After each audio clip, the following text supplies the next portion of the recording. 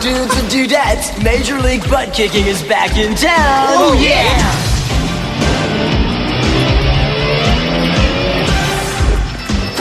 Awesome! Righteous! Bossa Nova! What? Yeah? Bossa Nova? Chevy Nova? Excellent! Come on, let's move it. I'm starving. Ooh, we're Fucking major pizza attack here, dudes. Pizza unneeded! Oh, baby! Oh, man. All right! Evening, bros! Woo!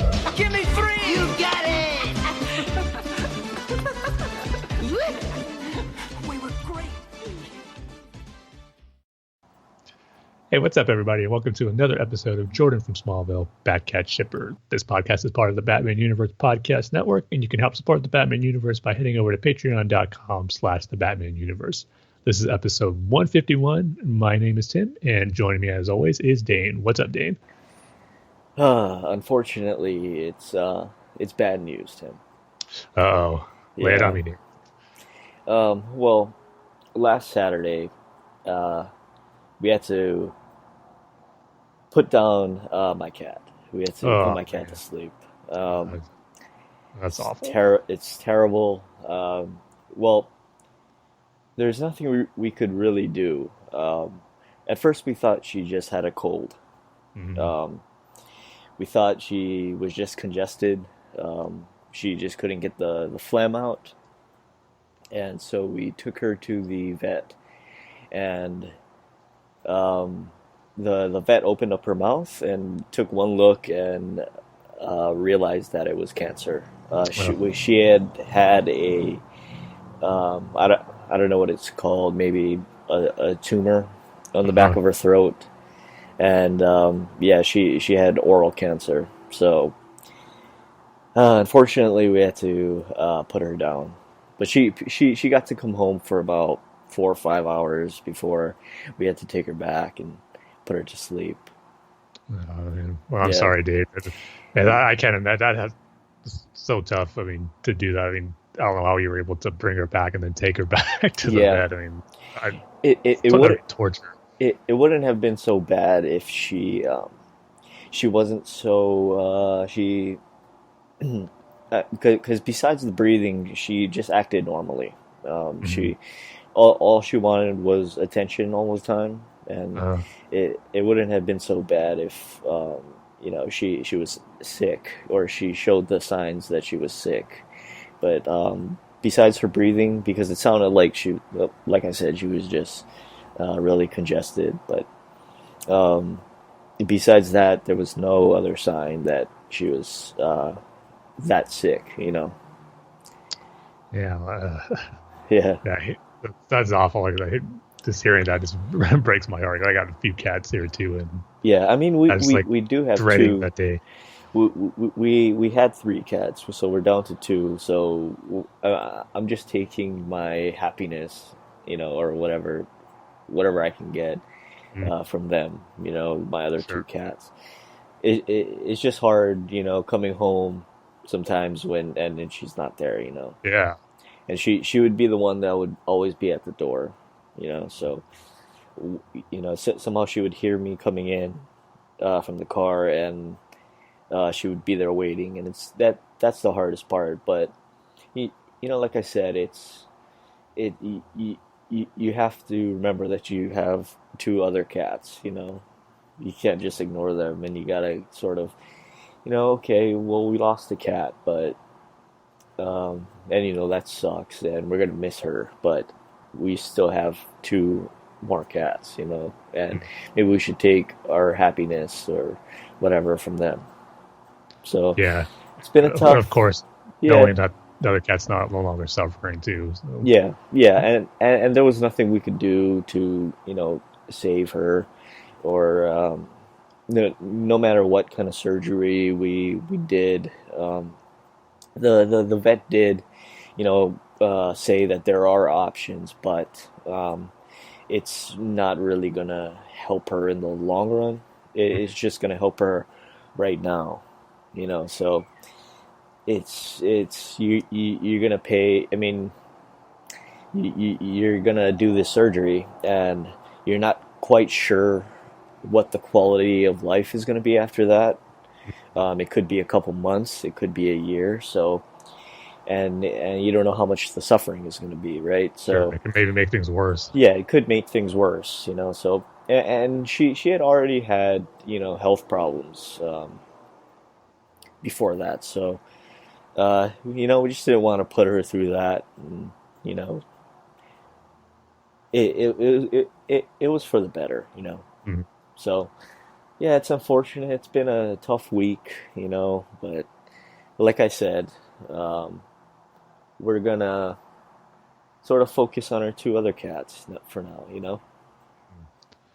So, what was your cat's name, Christy. Steve? Well, Yeah, I think officially say that this episode will be dedicated to Christy. yeah, definitely. Well, yeah, again, sorry to hear that, David. Hopefully, you Yeah, can and get. I don't mean to start this podcast off on a negative note. I think I'm at a place right now where I'm gonna focus on my two other cats, and make this a happy thing instead of being all sad all the time. And hopefully, doing this episode can help cheer you up. Oh yeah, And definitely. make the week a little better. So, Because I do have to hear your review, your dream, I should say, of playing the Teenage Mutant Ninja Turtles in Injustice 2. oh yeah, that's a pretty accurate description right there. Calling it a dream. But yes, we'll definitely get to that. But as always, I guess we can start things off by doing our Dark Knight Rises minute by minute commentary. And we are hitting a milestone on this episode. We are going to make it to 100 minutes, which technically is just an hour and 40 minutes when you look at it that way in the movie's runtime. But for the sake of us doing the minute by minute commentary on this podcast, I would say 100 minutes is a milestone. Wouldn't you, Dane? Yeah, I mean, it's like you said, if you put it as 100 or like what is it, 139 instead of like 99 to 100, you actually go by like the hour and 39. It actually feels like we've accomplished something, right? Yeah, exactly. Doesn't feel pointless. Hey, it never felt pointless. But yeah, so as always, before we start it off, gotta get your formats ready to watch it with us. So get your VHS, your beta tapes, your DVD, your HD DVD, Blu-ray now, your Laserdisc, your Blockbuster video certificate, and your Netflix digital media. I think I got it covered. No, so. Netflix physical media. Did I say digital media? Yeah. Okay, yeah. Yeah, That's still going pretty darn strong right now. yeah. I mean, that's the biggest thing in TV right now, in movies, Yeah. right? So So Netflix physical media, the disc you get in physical the mail. media and your GameFly, what is it? GameFly. Pretty much the same thing, just GameFly physical media, I guess. Yeah, yeah. Because well, I wonder if people actually do GameFly still. I know. I remember like 10 years ago. I mean, I used to do it, but there's always been tons of ads for it. But now I don't see very many ads for it. Yeah, So yeah. Like I said on our previous podcast, I did it, but yeah, it takes forever to get here. I know. Then I think I said this before too. How even the new titles, like sometimes they're not even available right away, so you have to wait Really? until they get it back in. Yeah, maybe they fixed that problem now, but like I said, 10 years ago when I had a subscription, Yeah. sometimes I couldn't even get the new releases right away because they'd be all checked out already. Oh, like they would run out of stock. Yeah. Oh, I thought they just wouldn't have it until, like a week later or something. Yeah, but it might even take longer than that sometimes. But, Oh, wow. yep. So regardless, everything's going digital now for the most part, even with video games. So we'll see how much longer GameFly will last. Yeah. But as long as you got any of those formats ready to go, we could start the commentary at minute 99. So go ahead and give the countdown. We can begin at 3, 2, 1, go. And this is where we left off on the last episode, where Gordon has one of my favorite lines of the movie, where he says, in a moment of crisis, like, I hope you have a friend like I did. of course, referring to Batman, just saying how he plunges his hands into the filth so that you can keep yours clean. I just love how that encompasses the close relationship that Batman and Gordon had, throughout this trilogy and just in general in, Batman stories. But then I always felt John Blake was a little too tough on Gordon there. I mean, he didn't know the full circumstances of what happened. And just for him to say, I don't know, your hands look pretty filthy to me, might have been a little harsh. And Dane's still continuing the speech. Yeah, no, I mean, we've been on this speech for like 3 episodes now. Yeah. I loved his face, his eyes right there. It was, Gotham is yours. And out come the inmates of Blackgate Prison. How did they open the cells? Well, I guess they knocked the guard out right there, so I'm sure they just took all the keys and let him out. Oh, yeah. I mean, that's a lot of cells, man. Yeah. Well, you know how quickly time flies in this movie, how it jumped 6 months and Bruce was able to get back to Gotham so quickly. So same with Bane's men reframed the inmates at Blackgate. Yeah, he was out. He was back in Gotham in like 2 minutes. So yeah. I assume that's how that worked. Of course. But that's where we're going to stop on this episode. So we made it 100 minutes. So even if something happens where, the podcast ends or something happens to me and Dane where we can't do it anymore, we accomplished 100 minutes of Dark Knight Rises commentaries, a minute per episode. I would shake your hand right now, Dane, if we were in the same room with a job well done. But well, you can just wave your hand in the air and make like my hand is there. Okay. I'm doing that right now. Virtual handshake. But with that, I guess we can go into our featured topic, which, as Dane alluded to, is, pretty much a dream come true for me. It's going to be my review of the Teenage Mutant Ninja Turtles DLC character pack coming to Injustice 2. Now, I remember on the last episode, we talked about how we saw the first footage of the Turtles in action and how awesome that looked. And I said, man, I didn't know, or they didn't put a date out on when exactly the DLC is going to be available. But little did I know that weekend, or after that weekend, that Monday, it was available to those who got the deluxe edition, which I did. So I was able to get it just 2 days after saying that on the podcast. So I was like, oh, sweet, they're already here. I just dove right into it. And man, yeah, you describing it as a dream come true, Dane, is accurate. I mean, it was everything I was hoping it would be.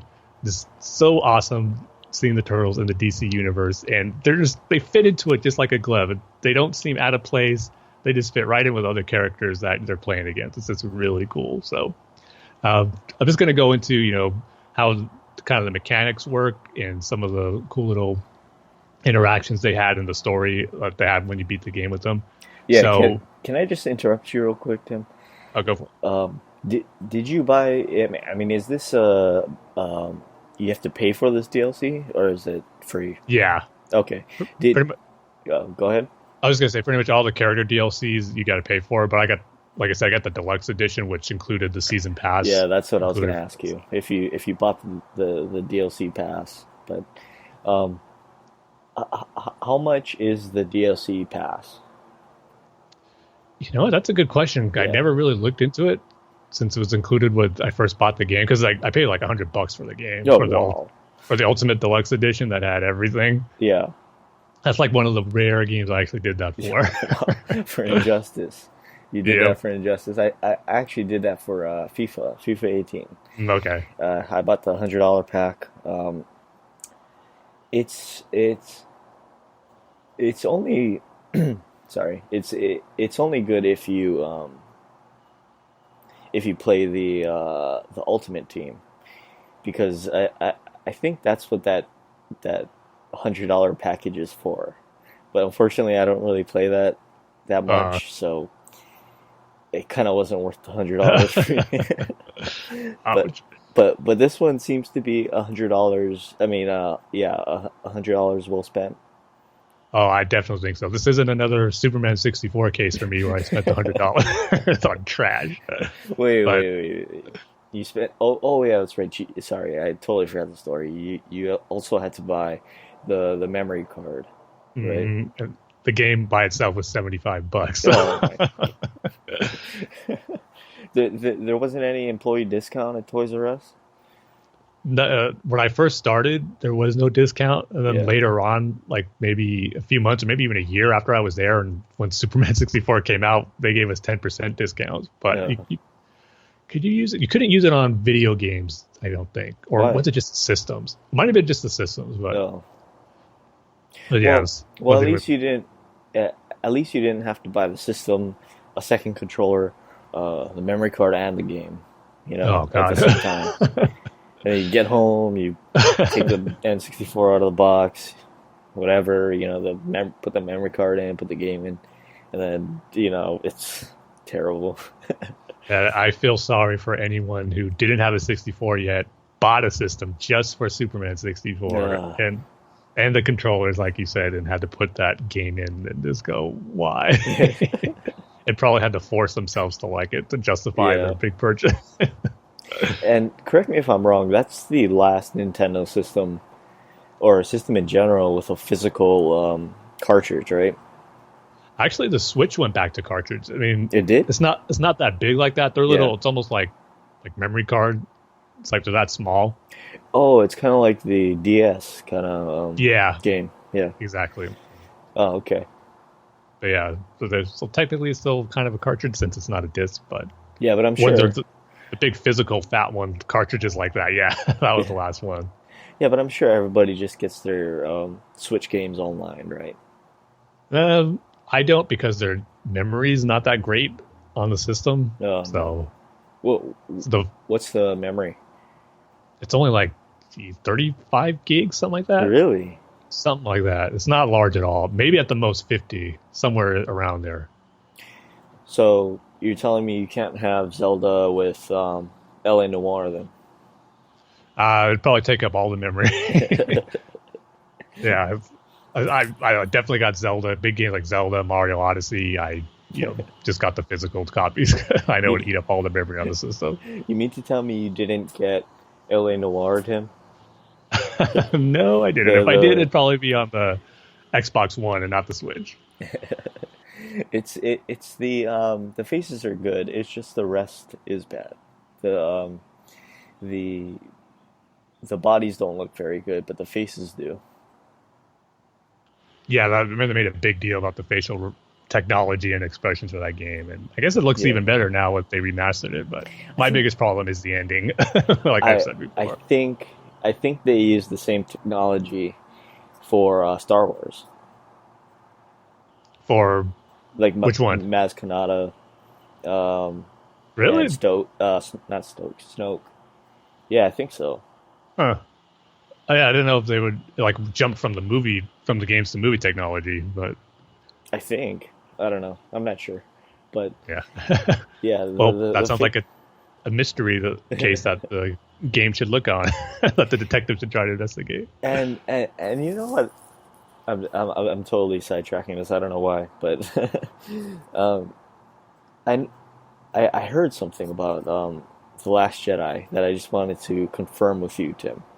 Okay. Is it true the only reason why there are porgs in the Star Wars universe is because they couldn't remove those birds from Skellig Michael? I don't think that's really the main reason. I mean, they were there when JJ was shooting The Force Awakens, just all the natural wildlife and birds and the puffins that were there. Yeah. And when Rian Johnson went to go shoot there for Episode 8, he just figured, he got inspired by the puffins that were there, but let's make them more Star Wars. Let's make them Star Wars creatures, and that's how the porgs came about. So I thought it was because they couldn't, move the birds or anything. They just had to let them go. So then, they would wander in the camera shot. So they decided to, make them digital. No, they were definitely specifically created. Oh, okay.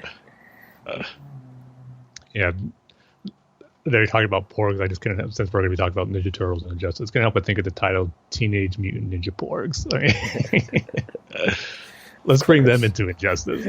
Of course. But anyway, so back to the TMNT in Injustice 2. Yeah, so the big question going into it for me was, how is it going to work with, what turtles you're going to pick? Is it going to be where you only be one turtle and then the other ones come in through like tag attacks and special moves, or you'd be able to select a specific turtle before you start a fight. And thankfully, it's that where before you begin, of course, Injustice 2 is one of the big components of the game is equipping armor and weapons for your characters to increase their stats and to give them different abilities and all that. And with the turtles, in order to pick the different ones, you got to customize each loadout. So the Injustice has, I think, 5 or 6 loadouts. So each one you equip with each loadout with a weapon of the turtles. So you have the katanas for Leonardo. You equip the other loadout with the sais for Raphael, another loadout for the bow staff with Donatello, and then the last one you can equip with the nunchucks for Michelangelo. And then when you go to the character select screen, you hit the X button on the Xbox, which allows you to pick your customized characters, and then you just move it to the specific loadout that you assign the turtle weapons to, and that's how you pick your turtle. But the best part of it is, what I appreciate the developers doing so much, is that they just didn't, they weren't lazy and just had a specific set of moves for all the turtles. And even if you pick Leonardo, Michelangelo, Donatello, Raphael, they'd pretty much all be the same.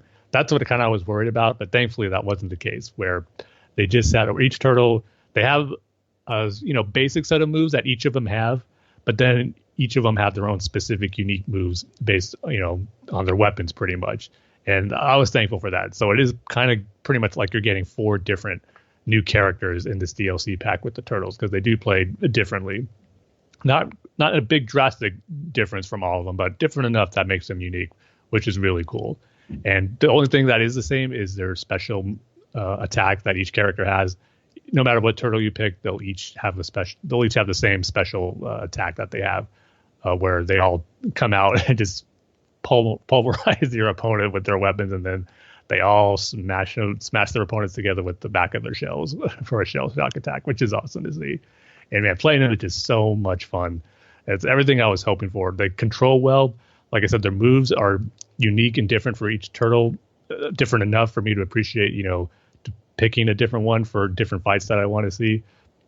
And the balance is really nice on it. And yeah, it's just so much fun geeking out with the different matchups you can have with the turtles in the DC character universe. And, the only exposure they had to the DC universe so far has been in the Batman TMNT comics. So it's a no-brainer that the first matchup I went to was beat each turtle to fight Batman. and what makes it, has me geeking out so much about it is just the interactions that, they specifically have with certain characters. Certain ones is generic, where they won't specifically mention a character by name. But depending on, which turtle you pick and what other DC character you pick, they will specifically, have conversations that are just specific to those two characters. And that's the really cool stuff, which I appreciate the attention to detail and like little bit of backstory that they give for some of those conversations. I mean, some of the funnier ones is where Michelangelo fights Batman and he's all, "Oh, Cowabunga, I'm actually going to fight Batman." And Batman's all, "You need to learn a new catchphrase." And then you got Leonardo talking to Supergirl, how, he's looking forward to the fight and fighting a Kryptonian, and, actually hearing him say Supergirl was cool. And then hearing different matchups, where they harken back to certain Turtles lore, like mentioning, Casey and Shredder and certain things like that. It's the stuff I appreciate in hearing when they have these matchups. But I just love that they have these, the developers of this game, they just really appreciate, we knew it already how much they appreciate the DC Comics lore, but the fact that they showed that same amount of love to the Turtles and their lore, it just really shows in the game. And it's just so so much fun to play as. So I couldn't be happier with it. It's just, like you said, a dream come true to be playing with a Turtles game, a fighting game with them in the DC universe. Is something I never thought would be possible. There was something that I would think would ever happen, but now that it did, it's like, it's such a no-brainer. How could no one ever do this before with it? And it makes me want another specific Turtles fighting game that we haven't had since the Super Nintendo and Sega Genesis era, because those tournament fighter games were lots of fun. And this is kind of what it's reminded me of. And I only wish there was more Turtle characters involved, but it's just been a blast playing. I haven't gone through all of them yet, but just like I said, the different interactions that the Turtles have with the different various DC characters have been lots of fun to go through. That's kind of what I'm doing right now. And as I'm leveling up to the cap of 20, I'm at level 12 for them right now. But as I'm doing that, I'm just picking each 4 turtle against one specific DC character for each, so I can try to see all the different interactions they have. So I haven't gone through all of them yet. I just pretty much scratched the surface with some of the character interactions. Like I said, with Batman and Michelangelo had one. Leonardo and Supergirl, Donatello and Cyborg have a specific interaction. And then one of my other favorites was Raphael talking to Atrocitus. And, Raphael's the one who has the most anger issues. So it would make sense that Atrocitus would want to try to recruit him to join the Red Lanterns. And I love how they bring that up before the start of the match when you pick Raphael and Atrocitus. So all that stuff is just really, really cool to see. And as far as the actual, story goes, how they got in, because each character has a specific ending if you beat, their version of the arcade mode in the game with the Turtles. Their endings are all the same, but it's pretty basic where, they're fighting a battle with Shredder and Krang and they get transported into the DC universe. But what's cool is, they're just like artwork pieces with dialogue going over it. But then once they get transported to the DC universe, they're, in a room with Harley Quinn and Batman's there. Just seeing them interact with DC characters, I haven't seen them yet in the comic, was pretty fun, like with Harley. And then she gives, Michelangelo does a Harley Quinn impression, which is funny to hear as she offers them pizza. But the pizza contains special nanites, which enhance their strength and pretty much made them into, turtle versions of Superman. So they go back to their universe of New York and easily take down Shredder and Krang. So, just a basic way to bring them into the Injustice universe, but one that works. And it's just, like I said, real fun to see them interact with other characters I haven't seen before yet, like Harley Quinn. So it all comes together for a nice, complete package. Each turtle plays well. Their interactions are great. A lot of stuff to geek out over when you're a diehard Turtles and DC Comics fan like I am. And then the graphics on it, geez, so good. I've said how amazing it looked in those videos when they first, got revealed, but actually being able to play it, on my TV screen, man, it just looks so good. That's part of another reason why I want a new Turtles fighting game being developed by the same guys who did Injustice, man, because they just nailed it, nailed the look, nailed the feel, nailed the attitude that they have, just everything about it. Just they really paid attention to the details as far as what makes the Turtles so so fun to, and interesting to me to play as, just in general. So couldn't be happier with it. I'm glad it came to the game earlier than expected.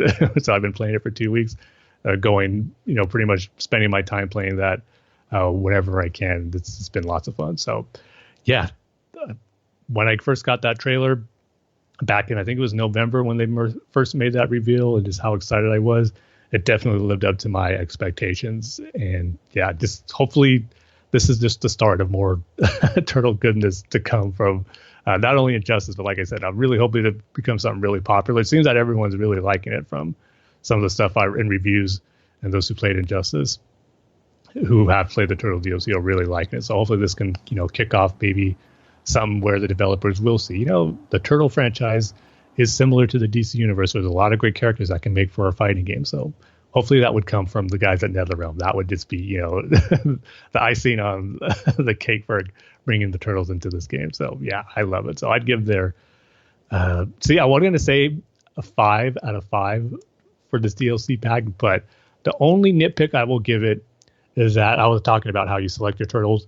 I think it could have been made a little simpler, where you just pick the character on the title screen and you just select your turtle right there, instead of having to go and equip specific weapons into one of the loadouts and then having to pick that loadout before you start the match for whatever turtle you want to be. I thought could have been made a little simpler. So that's probably my only nitpick that I have with it. So I'll go ahead and give it a 4 out of 5, just for being a really great add-on to Injustice 2. One that I wasn't expecting, but one that I am really glad is here now. So yeah, I think $100 was well spent on that Injustice deluxe edition that I got. I felt it was worth it even without the Turtles, but having them in it now, as I think they're the final DLC pack, it just, sealed the deal as far as making it really, really worth it. So yeah, I couldn't be happier. I didn't know that there was a story with this fighting game. Mm-hmm. Yeah, that's the cool thing. There is like a main story mode in it that you have to be the specific character at that point of the story. It's really good though. But then there's the arcade mode where if you can pick whatever character you want, and then you get an ending kind of like the old fighting games, like Street Fighter style, was like I said, that has like comic book art. So each character has some unique ending to themselves with that, and that's what the Turtles had, which was cool that it was there. But if they were added to the actual main story mode in the game, man, that would be almost like a brand new game completely. So wasn't expecting that, so I can't knock it for that, because none of the other DLC characters got incorporated into the main story mode. So I wasn't expecting that with the Turtles, but now that I think about it, I just can't imagine how awesome that would be. Or what about Injustice versus Star Wars? Like Marvel versus Capcom. Yeah. Injustice. I'd be all down for that as well. But these type of things, even probably with the Turtles, and especially I think it'd be even more so with Star Wars, where you get these two different universes colliding, and you get those, how can that work? It doesn't make sense, blah, blah, blah. When it comes to games, especially fighting games, I think you just got to let that go. I mean, it's not going to be part of any main canon storyline for whatever franchise it is. It's just a cool, unique, fun way to experience these characters and franchises that you love in ways you never thought possible. So I'd be totally down for Star Wars versus whatever, if it's Injustice or Capcom versus Star Wars. But right now, but Marvel vs. Capcom, the latest one that came out, not being good at all. Really? It's not good? I played the demo of it. Yeah. And I wasn't a fan. The graphics aren't good at all. The fighting style or the fighting mechanics on it were, basic. They weren't bad. Yeah. But then that really got me mad about it was that they weren't including any X-Men characters or any characters that weren't part of the Marvel Cinematic Universe movies. Yeah. And I was like, come on, that's just a cheap way to, try to cash in on what's popular right now. This game is totally separate from the movies. Don't be hindered to that where you can't have characters like Wolverine or Deadpool or Fantastic Four in there. Like, come on, that's just pretty lame. And then you hear some of the developers' excuses saying, well, I think it's pretty fair to say not everyone's probably or don't remember characters like Wolverine or X-Men right now compared to the Marvel movie characters. Like, are you kidding me? Not to mention that was by the time I think Logan just came out a year ago. And all that stuff. So it was just a lame excuse to not really, put a damper on my enthusiasm for the game. It was almost like, I don't want to buy it if that's the way they're going into it. Well, and I never did. So. I mean, I used to use Cyclops a lot. And I used to use, Venom. So maybe we're too old, Tim. Maybe we don't, we don't know better. I don't know. No, I think they don't know better because Capcom never did that before. Yeah. In the Marvel vs. Capcom game, it didn't matter who was in the popular movies or not. And now that's the way they're going to. I mean, imagine if Injustice had that mantra of going into making their games. Like, character roster would be so small because we've only had a handful of the DC movie universe. So thank goodness they don't adhere to that. It's kind of like saying, like, okay, so we're gonna make this we're gonna make Injustice 3, Tim, but no one from the Batman universe, no one from the Superman universe, and no one from the Wonder Woman universe. That's what. So it's only going to be like. It's only going to be Plastic Man, and it's only going to be. Well, you would still buy it if that Plastic totally. Totally, it's kind of like the Arkham games. If they made if the was it Rocksteady that did that. Yeah. If Rocksteady made a Plastic Man game like they did the Arkham games, I am pre-ordering that. I'm ordering a physical copy of it on both systems. You're going to get the deluxe edition no matter how much it costs. The deluxe $200 edition for some reason. The Plastic Man specific console. Sometimes they have the consoles are specific for a game. I'm surprised. Surprised Disney hasn't done the kind of like a Marvel versus Capcom, but Marvel versus Star Wars. I know, like I said, I'd be all for that in a video game. I mean, kind of like how I was saying with the Turtles and how I want another fighting game just based off the Turtles franchise. I think Star Wars, I would love to see that for Star Wars also. Yeah. Because All there is that horrible PlayStation 1 game, The Monsters of Terrakazi, which is borderline unplayable, I think. I have a vague memory of that, Tim. I don't know why. I don't think I ever bought that. I think I just went over a friend's house and played it. Yeah, smart move.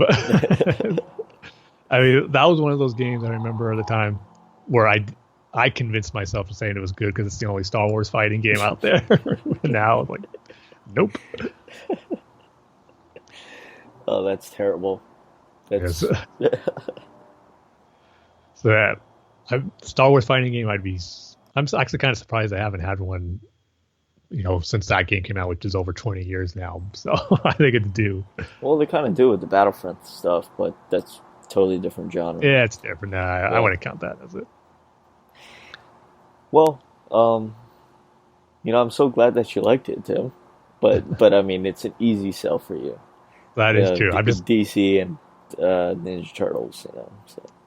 Yeah, I mean, I would have bought it anyway, but the fact that it delivered on the potential how amazing it could have been, I'm so thankful for it. So much fun.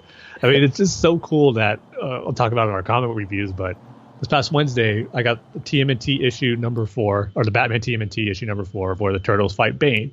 And I just thought, how awesome is I could read a story of the Turtles fighting Bane, then I can do that exact same thing in a video game with Injustice 2. And that's what I did. I popped in the game, selected some Turtles, and I fought Bane, and it was awesome. So just what a crazy, fun, geek world we live in right now.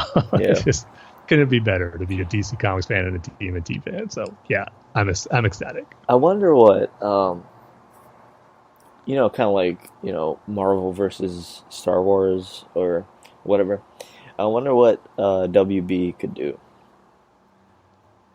Like DC versus Harry Potter. Harry Potter. Well, I mean, I don't know. You're just facing off against wizards, right? So, Warner Brothers, they have Lord of the Rings too. So. Oh yeah, DC versus Lord of the Rings. Yeah, that's something where, it's better when you get a studio or a property like that where it's DC or Marvel, but you pair it up with video game established franchises like Marvel vs. Capcom. And then remember DC did it with, I think what started Injustice was DC characters versus Mortal Kombat. Oh yeah, because they used to be the DLC. Mm-hmm. Yeah, I remember that. There was even a few Mortal Kombat characters still in Injustice, like Sub-Zero and Raiden. Really? Yeah, I think it might be a little waste of character space in my opinion, maybe because I'm not a huge Mortal Kombat fan. I'm obviously more of a DC fan. I want to see those slots to other DC characters. I can understand one, but two, the other DC characters you could have put in there instead. Yeah, I guess. I mean, it's a small nitpick, I know. I can't complain when they give me Ninja Turtles. I really can't. But yeah, I could, geek out about playing the Ninja Turtles and Injustice forever. So, but I'll go ahead and move on. But there's more Turtle goodness to come in this episode with the comic review. So it's a Turtle-centric episode, which I always love. But before we get into that, a couple of news topics that happened over the past 2 weeks, and they're both kind of similar because it's about creators leaving projects. And the first one is that James Tynion IV is no longer going to be writing Detective Comics as of issue 981 because the solicitations came out not too long ago, which revealed, the current issues that are be coming out soon. And it revealed that, James Tynion isn't on Detective anymore. And man, I got to say, when I read that, I got a little bummed because ever since Rebirth kicked off, Detective Comics has been one of the more consistent titles out there. And there's been a few arcs in here that weren't as great as some of the other ones that James Tynion did, but overall, especially in the beginning, to me, there was no better book than Detective.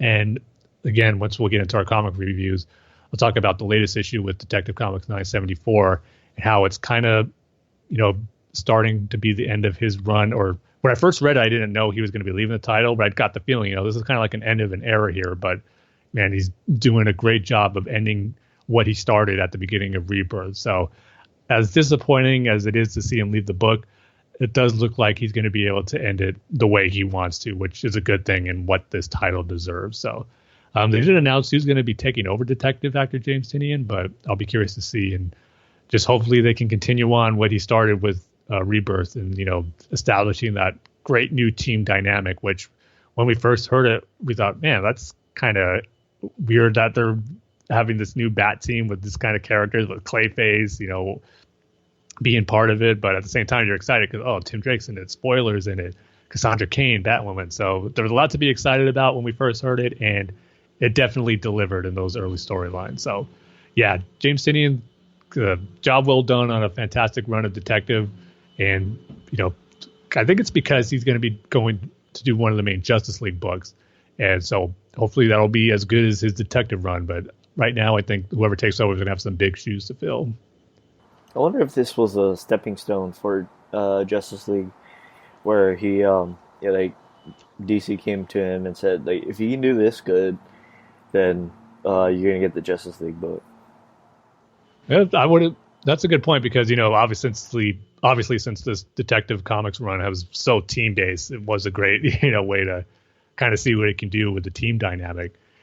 And maybe it's not necessarily they said we'll see how you do here before you do a Justice League. It's probably more where they saw how good of a job he did, and then once they started to figure out the new ways or the new creative teams they wanted to bring on for Justice League, they probably just realized that James Tynion would be, a perfect choice, seeing what he did with the team dynamic of this, new Bat family team that he established in Detective. So I'm sure that did play into it when they made those decisions. Yeah. So, yeah, that's, like I said, a bummer to hear, but he's moving on to, I want to say bigger and better things because we'll see if his Justice League is better than Detective, but definitely to exciting things still to come from James Tynion, which is good. So, but on the flip side of that, we also got the news that Joss Whedon is no longer directing or writing the upcoming Batgirl movie. Joss Whedon. I think that's the second time you had to correct me on that name. I always call him Josh. Joss Whedon. Yes, even though it's clearly spelled Joss. So yeah. But probably don't have to worry about saying his name too much since I don't think he's going to be involved with any DC movies in the foreseeable future.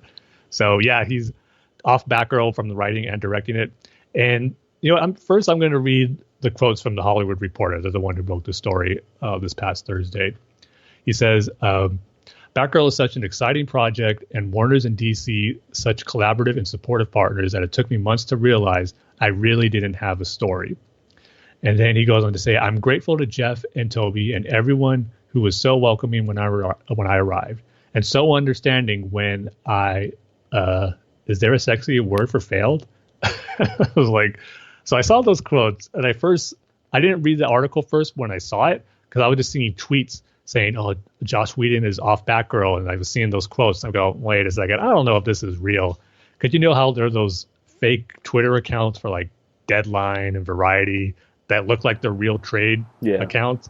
So I thought it's probably one of those, and someone, probably got fooled and thought, Joss Whedon is off Batgirl. But then I saw, the official Hollywood Reporter Twitter account, and they had the link to the story. Like, oh, okay. And then I saw those quotes. I go, what? He actually said that? It just felt, really, really strange. So like those are the quotes to talk about why he's leaving. So, yeah, I can't say I'm really surprised about this. I mean, I figured it was going to happen eventually once, not only the whole Justice League fiasco and how, unwell received that was, especially his reshoots and, everyone clamoring for the Snyder Cut and blah, blah, blah. But then also some of the stuff that got revealed about his personal life and how, yeah, I totally forgot about that. Yeah. And how he really wouldn't be the best, person to helm a Batgirl movie. So I just kind of felt the writing was on the wall. It was going to come eventually. And here it is. But man, I'm not buying the whole, I really didn't have a story bit at all. Because, I mean, it was almost, has it been a year ago since they first announced it? If not a year, we're pretty close. Yeah. And the whole thing, if I remember, was that he had this Batgirl story idea or pitch to Warner Brothers that was really good, and that's why they wanted him.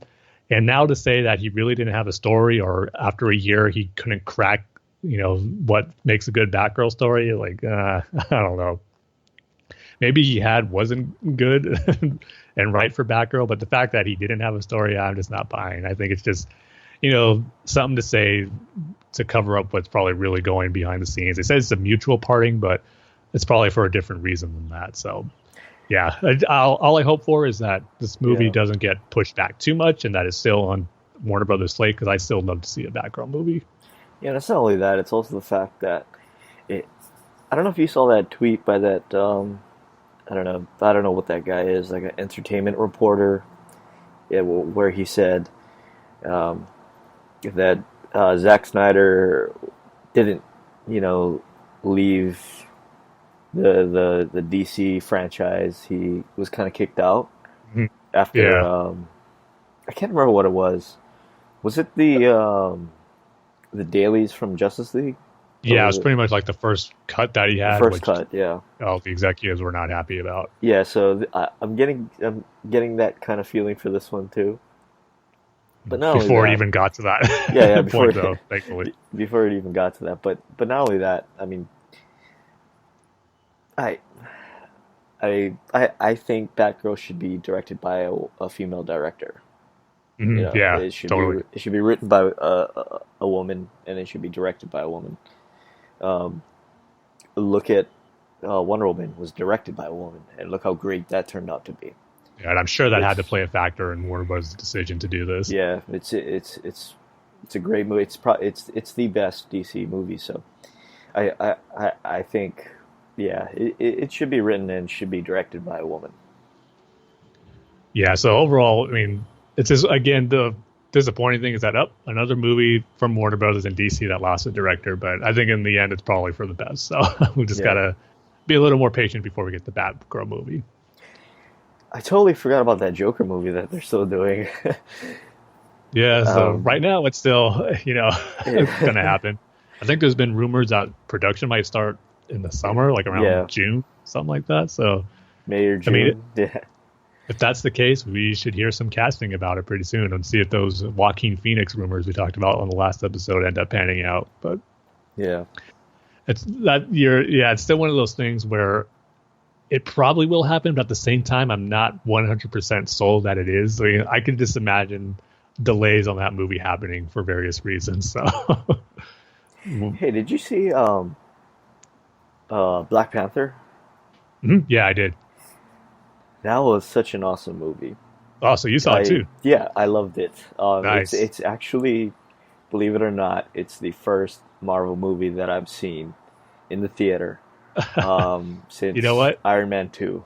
Wow. Yeah. So about 8 years. Yeah.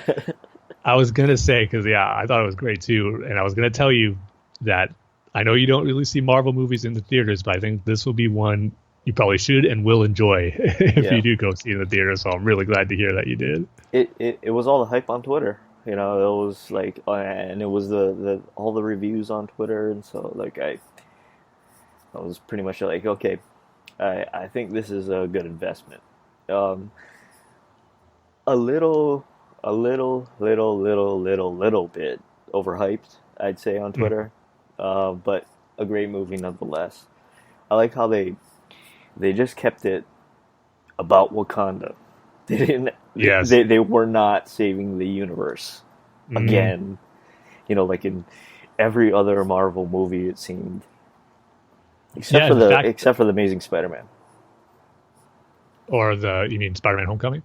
Spider-Man: Homecoming. Sorry. Yeah.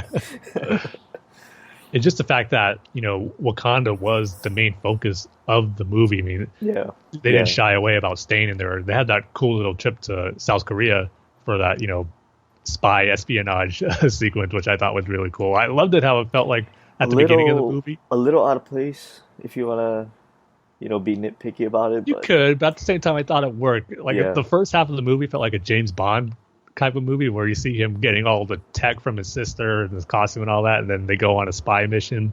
There's a car chase action sequence, but then the second half it turned into this royal family drama, which also worked really well. And like I said, how they didn't shy away about showing Wakanda and staying in Wakanda and the culture and everything that makes Wakanda work. That's what's so cool about Black Panther. It's truly a comic book movie like no other, because what other comic book movie has the feel and look of Wakanda and the culture that they established there? It's just really unique and so good. I'm gonna be honest with you, Tim. I knew nothing about Black Panther going into this. I knew I very little I as well. I knew nothing about Wakanda. I knew nothing about Black Panther or his villains or his allies.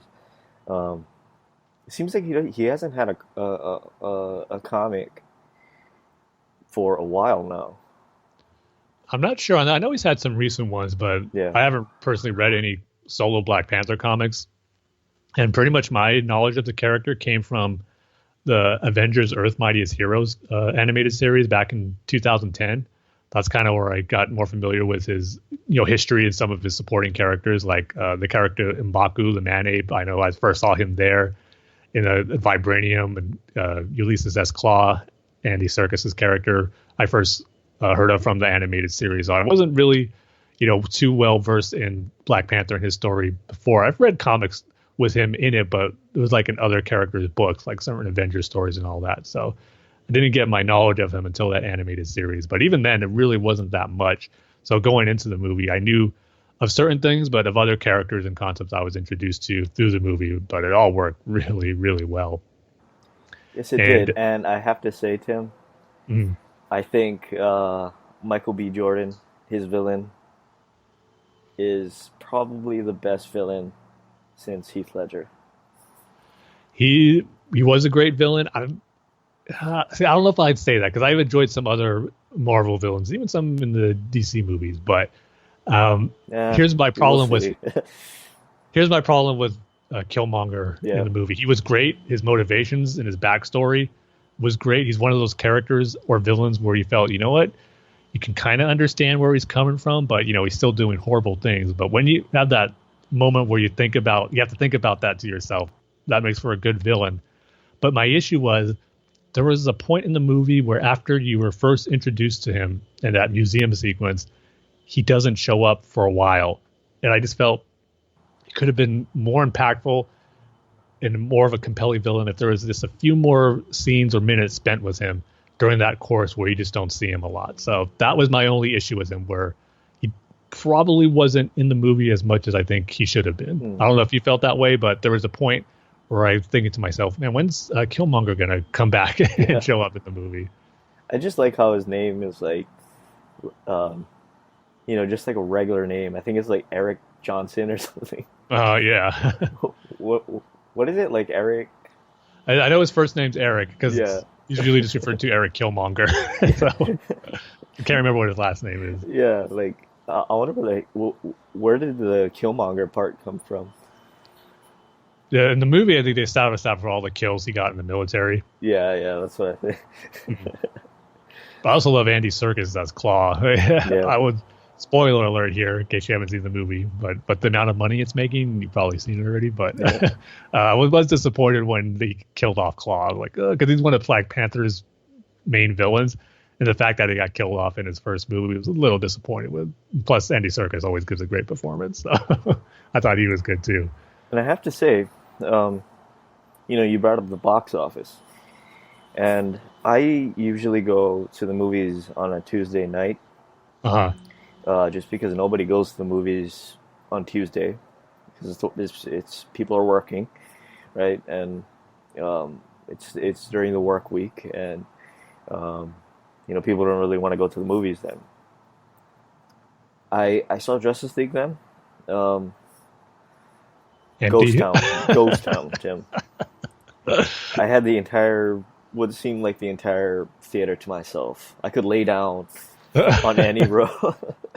Oh man. Tuesday night, Black Panther, it was packed, Tim. Oh, nice. And they had all of the cardboard cutouts out, and people are taking pictures with it. And this isn't a popular theater, Tim. This is a theater near where I grew up. And if you don't know where I grew up, in Jurassic Park when they're running from or they're running with the herd? Just picture that, the background of that. That's where I live. Okay. That's where I grew up. It's not a popular theater. It's kind of out of the way. You wouldn't really go there. It was packed, Tim. It was packed. So I was so happy to see that, and I was like, okay, this is going to be a good movie. Yeah, that's cool to hear. And again, like I said, with the box office number that it's doing, not surprising too, but Yeah. it's still awesome to hear. Like everywhere, that seems to be the case. And it's, I think we could definitely say now this is one of those movies that you can call a cultural phenomenon with Yeah. the amount of numbers it's doing, just how people keep talking about it too. It's the best superhero movie I've seen in a while. So, yeah, Yeah, it's pretty I good. just love how different and unique it is, and I'll agree with that. But at the same time, loved a lot of these superhero movies recently, so I probably can't. I don't know if I can say that exactly to the point where it's best one I've seen in a while, but it's definitely going to be remembered as one of the best. I think there's no doubt about that. Yeah, I mean, this is what happens when you get people that really care about what they're doing and actually do a good job at it.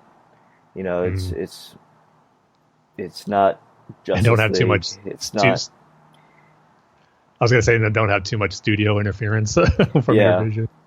and I have to say, I gotta give this movie props for not becoming a big cartoon fight at the end. Mm. It was. And that's the thing too. I like the fight sequences. I liked how they didn't use a lot of CGI for it. It was pretty much just Black Panther or Chadwick Boseman or his stunt double or whatever fighting. It wasn't this huge, big cartoon CGI fight There where there's was a people. few shots where I was Yeah, surprised that there was the CG looked kind of cartoony. It was mainly in I was. the Yeah, under tunnel subway or train fight yeah. I was that they were about to having. say it does get a little bit cartoony, a little bit, but if you compare it to Justice League or Batman versus Superman, it's it's a little more realistic than those Yeah, not enough movies. to really complain about, I would say, Yeah, and nothing really out of the norm from pretty much any comic book movie you see nowadays. You just kind of have to expect there will be shots like that now. yeah. I have to say, Tim, 5 out of 5 for me. Yeah, I'd probably give it 4.5 out of 5. Though, like I said, Yeah, complain about it, Killmonger having a big gap of the movie where he's not in there, kind of took back for how great I think he could have been and one of the top notch comic book villains. So that held it back a little bit for me. yeah. So, and then the only other little nitpick I had was that in the beginning, the first action sequence where you see Black Panther, uh, fighting those I don't know exactly what they're called, but they were slave traffickers or whatever, and Black Panther fought him in the dark. I just thought it was a little too dark, where it was kind of hard to see what he was doing, and maybe that was the effect they were going for. They didn't want you really to see how Black Panther moves so quickly. They kind of wanted to give you that feel where you couldn't see what he was doing. But for me, they kind of, because there were showed shots from that in the trailer, and to me, it's like they darkened it even more from the trailer. It was kind of hard to follow. So that was the only other nitpick I had with it. So a solid 4.5 out of 5 for me. And is that how Black Panther looks like in the comics? Pretty much, yeah. Oh, That's another thing. They just nailed his costume. It's just really cool. There were some versions of his costume where he has a cape. he has a cape. But yeah, which I think looks cool too. And I was kind of wondering if they would do that in Yeah, the movie, but at least not for T'Challa. In the flashback sequence in the beginning with his father, yeah. I couldn't tell if he had a cape or not. Like I've only seen it once, and part of me thinks, did he have something else other than the normal Black Panther suit to make it more different than T'Challa's? But I'm not sure. So when I see it again, I'm going to look out for more, see if he either had a cape or something like a cloth or robe or something like that to make himself a little different. Because I thought it did, but I'm not 100% sure. Now, what surprised me about the movie, in the beginning, especially with T'Challa's dad, what's his name? T'Chaka. Oh, T'Chaka. Sorry. Yeah. Um, it, it's weird that they went to Oakland, of all places. I mean, is that like a big thing in the comics or something? See that? Or I'm is not that sure. just? Oh, okay. Well, No, I think the reason it's in the movie because the director Ryan Coogler, that's where he grew up, yeah. was in Oakland. So I probably would think that's the reason why he wanted to include it there. But yeah, it's the best superhero movie I've seen in a long, long time. Yeah, definitely recommended to anyone who's just a fan of comic book movies and just Yeah, good movies in general. Definitely see Black Panther. Which yeah, and I'm so glad that you don't have to watch 8,000 hours of Marvel movies, Yeah. TV shows. You have to read 80 comics to understand the first 10 minutes of of this movie. Yep. And it's easier said than done, but that's what all comic book movies should do. Have enough where hardcore fans can geek out at some of the more obscure and like reference stuff, but at the same time have it be, welcoming for those who aren't familiar with the source material and just easily get into the story and the characters. And I think Black Panther did both. Yeah, because I mean that's my biggest turnoff with Infinity War. I think it's going to be the next Marvel movie coming out. Yeah, comes out May 4th. Yeah, that's going to be my biggest complaint about that movie. It's just I don't understand really what's kind of going on. And about that movie is I'm so sorry. I'm gonna forget everybody's name, but hopefully I can help you out with that. Elizabeth Olsen, okay, Scarlet Witch, and the butler guy, Vision. Is that the guy from the Iron Man movies? Yeah, Jarvis was the computer program turned into Vision. So they're together then, or they're in a relationship or something. Mm-hmm. Okay, because I didn't really understand that. They hinted at it in Captain America: Civil War, where they're developing their relationship. Oh, did they? I totally forgot about that. In fact, I kind of forgot about Captain America: Civil War, and that Black Panther was even in it. Yeah, that was his introduction. Totally that's still one of my favorite Marvel movies. Really? I love that movie. Yep. I don't know. It was that whole fight scene where Ant-Man is there and that's the best part. That's like comic book goodness brought to life. it kind of lost me after that. Well, I think Avengers Infinity War is going to have more stuff like that. So maybe don't have your expectations as high as Black Panther. Is Iron Man going to die in that? There's talk that he might, just because Infinity War, there's an Avengers 4 coming out next year that's supposed to wrap up this era of the Marvel Cinematic Universe, and there's been rumblings that maybe one of the main characters could die, like Iron Man or Captain America. So I personally don't think it's going to happen, but there's been talk and rumors about possibly one of the big characters dying. Oh yeah, and I totally forgot on the subject of Infinity War or Captain America or whatever. Where's Jeremy Renner? What's his character's name? Black Hawk? Hawkeye, yeah. Where is he? He's going to be Infinity War, but at the end of Captain America: Civil War, all the members of Captain America's team, like Hawkeye and Ant-Man were on, they were all in prison. And then at the end, Captain America busted them out. So they're kind of probably hiding out or being really under the radar because they're technically breaking the law since they didn't sign those Sokovia Accords to register themselves with the government. I forget. I mean, I remember now. It was, that whole movie was pretty much just, do you want government oversight or not? Right? Pretty much. Yeah. Well, Okay. Well, that's the thrust of the divide. There's other stuff that happens in the movie that's more Captain America centric. But So Iron Man is for that, yeah. and Captain America is not for that. Correct. Okay, I got it. But now. once Thanos invades Earth, none of that's going to matter. So it doesn't going to matter who signed those accords or not. They're all going to be fighting together. Yeah, you see, the Marvel universe is sort of getting like the beginning of any sci-fi or fantasy book, where they spend like 3/4 of the book explaining how the political system works and how the magic system works, or how the trade unions work. It's like, it kind of loses me. Sometimes you need that though to set up the conflict for certain situations. I guess. And there's 18 movies now, so not all of them are like that. But There's there are 18 movies? Yep. There are 18 movies that they've done. Black Panther is number 18, yep. Wow.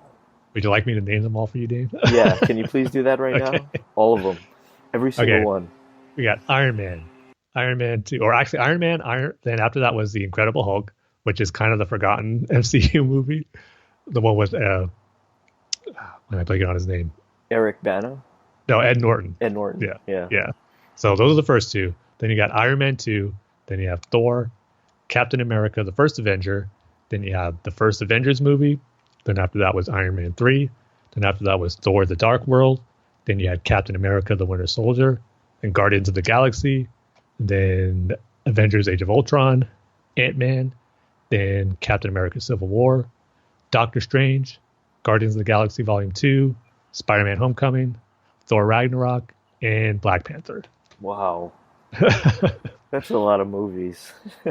Yep, but it's I still marvel, pun intended, I guess, at the way they were able to build this universe for all those movies and have it work so well. Get these different kinds of movies, and now every single one of them is going to play a factor in Avengers: Infinity War. I mean, there's a big question mark. They could, how will the first Avengers movies work, where you're bringing in, 3 characters who had their solo movies and they're going to, work together. Well, they hit a home run here, and if they're able to make Infinity War work, where you're not only bringing those 3 main characters again, but the other new franchises they established, like Guardians of the Galaxy, into the mix, it'll be like a grand slam if they are able to make it work and feel like a, cohesive movie where it's not too many characters where you lose track of them. If they're able to balance it off really well, man, Joe and Anthony Russo, the directors, are going to be almost do the impossible, because it's such a hard task when you have that many characters to have it feel right and balanced. But like I said, I thought they did a great job with that in Civil War, and this is going to be that times 2. So we'll see if they can do it again, but I have confidence that they will. And the big purple guy is Thanos. That's not Ultron. No. Okay, who's Ultron then? Ultron was the robot villain from the second Avengers movie. Oh, the guy with the horns. Didn't really have horns. Oh. The one who was played by James Spader. Yeah, I don't know. Yeah. Was that the one with the Iron Man suits? He crushed all the Iron Man suits? That was Iron Man 3. Okay. So James Spader played... So what was that, Tim? See, Dave, it sounds to me like you need to do an MCU rewatch. Yeah, I need to watch 18 movies. Okay, so what was the name of the villain in Iron Man 3? That was... They pretended to be the Mandarin, where it was Ben Kingsley, but it was all a joke. Yeah, he was just an actor. Yeah, then it was Guy Pearce's villain, who... See, I'm kind of blanking on his name. Yeah, that's right. He wasn't very memorable, because Iron Man 3, I'm kind of mixed on that one. The stuff I liked, but stuff I didn't. But, so he... So it wasn't a robot. No, he took this formula called Extremis, which, increases, a person's strength, and like they made him... He turned into like a fiery volcanic type villain before he got blasted away. But it was only for like 2 seconds. So maybe he had something that looked like horns as that stuff was going through his body. But no, I think I'm just confusing something with something. I've only seen Iron Man 3 twice. It's kind of one that's on the bottom of my favorite Marvel movies. So Thanos is the big bad guy. So he's like... he's pretty much like their dark side. Oh, so he's more like a dark side then. Yeah. Okay. They're almost exactly the same, really. Oh, okay. So like, who is Thanos being played by? Josh Brolin, actually. So he's doing Cable and Thanos. Yep. Okay. Which I'm sure Deadpool will make a joke about in Deadpool 2. Okay, I think I'm sorted, Tim. Okay. That it's getting confusing. Is what I'm trying to. Is the whole thing of what I'm trying to say here. Sure. Well, yeah. If you don't watch them regularly in the course of 18 movies, that's understandable. If you don't remember all of it. That's why I like the Christopher Nolan movies, Tim. It's just Batman going after the mafia. Something more simple. Something more simple, And they hire the Joker. I'm just thankful we have both options to choose from. Right. I'm sure there are people out there, Tim, that know every single aspect of the Marvel Cinematic Universe, going back to Iron Man 1. Yeah. So, I don't know. I mean, yeah, I love them, but I'm sure there's some, where they just know every single detail, like I would probably do in the Star Wars films and all that, where it's just one of those things where I can't fully devote as much time as I love to all these franchises that I like, like I do with Star Wars or Batman or whatnot. But they're definitely out there. I know it. So right now, I guess I'm just able to remember the basic plot details and tell you the order of when all of them came out. It also, it makes me wonder, with this new Disney streaming service, are they going to have all of the Marvel movies plus all of the animated series, like the X-Men animated series or the Spider-Man one, or is it just going to be like the movies? I would hope so. I think that'd be great.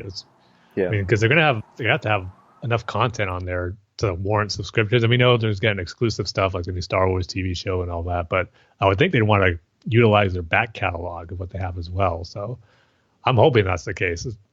I would love to have all those animated series on there. Yeah, but that was like a Fox thing. That's why. So I'm not sure. Yeah, I'm not sure what if there are any rights issues regarding that or not. But hey, they're going to be owning Fox soon anyway, so it probably won't. I wonder if they're going to put in the old drum roll from, or the old fanfare for Star Wars. Yeah, for Star Wars. I kind of doubt it, but part of me wants them to just have that classic feel again. But I guess that's our Marvel discussion for this episode. But, this is the Marvel Hour. Thank you for joining. Hey, it's fine by me, though. I love those movies, those comic book characters, so it's all good. By the way, you did forget a couple of movies in there, Tim. Which ones? You forgot the Punisher movies, and you forgot the first Trinity, Tim. And yes, I'm talking about the Blade Trinity. Well, hey, I specifically did MCU movies, not all Marvel movies, just MCU movies. Okay, I'll let it pass. Only the ones that connect together. Of course, I would have to mention all the X-Men films, too, if I was doing every Marvel movie. Oh, yeah, that's right. Like X-Men Blast from the Past.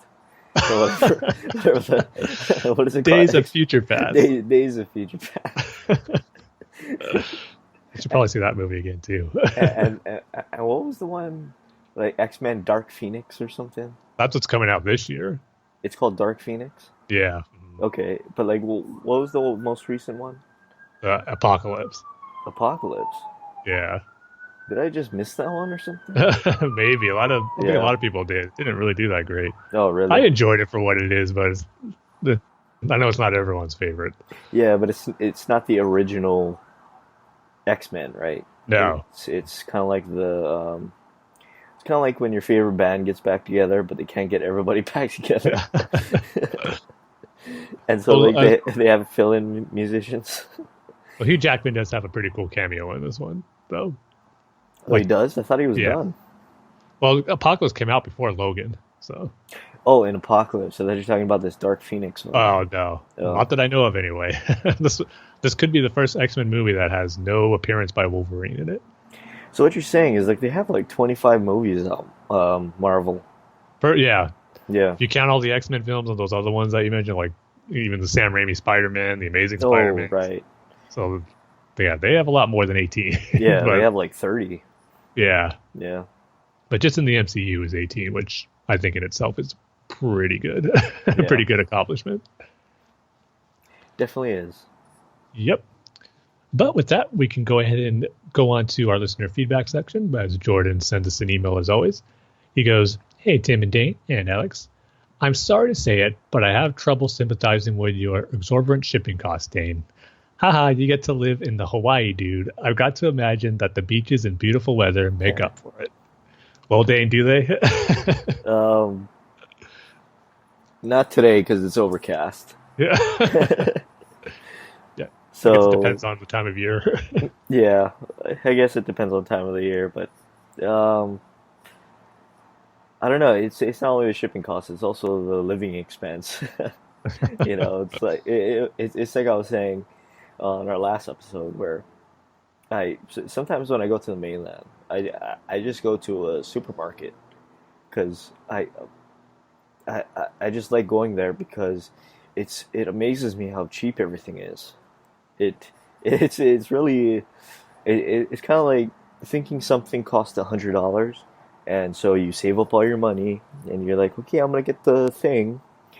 Um, for Tim, I guess it would be a Ninja Turtle statue. So okay, I'm gonna get the Ninja Turtle statue, and There's a then lot of good turtle statues out there I would love to get. and then you go and check out, and you realize it's 99 cents. That's what it feels like to me. Wow. Yeah, I would love it if that happened for a turtle statue like that. But Jordan continues saying, thanks for clearing it up that it's probably John Blake's apartment in The Dark Knight Rises that he and Gordon are in. Ra's al Ghul should start calling you Detective Tim. Well, if he's going to start calling me Detective, I got to make sure everyone calls him by his proper pronunciation, Ra's and not Roz. That's people still pronounce it as, which still, bugs me a bit, I got to say. Ra's, The one negative to Roz. come out of the Christopher Nolan trilogy, he made Ra's al Ghul popular. There's another pronunciation that I'm blanking on. It was pretty much just Ra's or Roz. Maybe I'm just making that up. Or Raz. Yeah, Ra's al Ghul. Yeah, because I think Christian Bale says that a couple times in Batman Begins. And the one that Raz. I'm remembering right now was at Bruce's birthday party, that lady who says, am I pronouncing this right? Mr. Raz al Ghul? Oh yeah, no, it was that lady. Sorry, it wasn't Christian Bale. Yeah. Yes, it's Ra's. Ra's. I will forever only call him Ra's al Ghul. I'm forever calling him. What did that lady say? Raz. Raz. You got to say it like she does. Yeah. Raz al Ghul. Jordan says, I was very happy to hear that you loved Batman Gotham by Gaslight too, Tim. Dane, get on this one. It's a masterpiece. Okay. Yes. Jordan, you recommended it. Tim recommended it. I will buy it, and I will give you my review of it. Look forward to that on the next episode.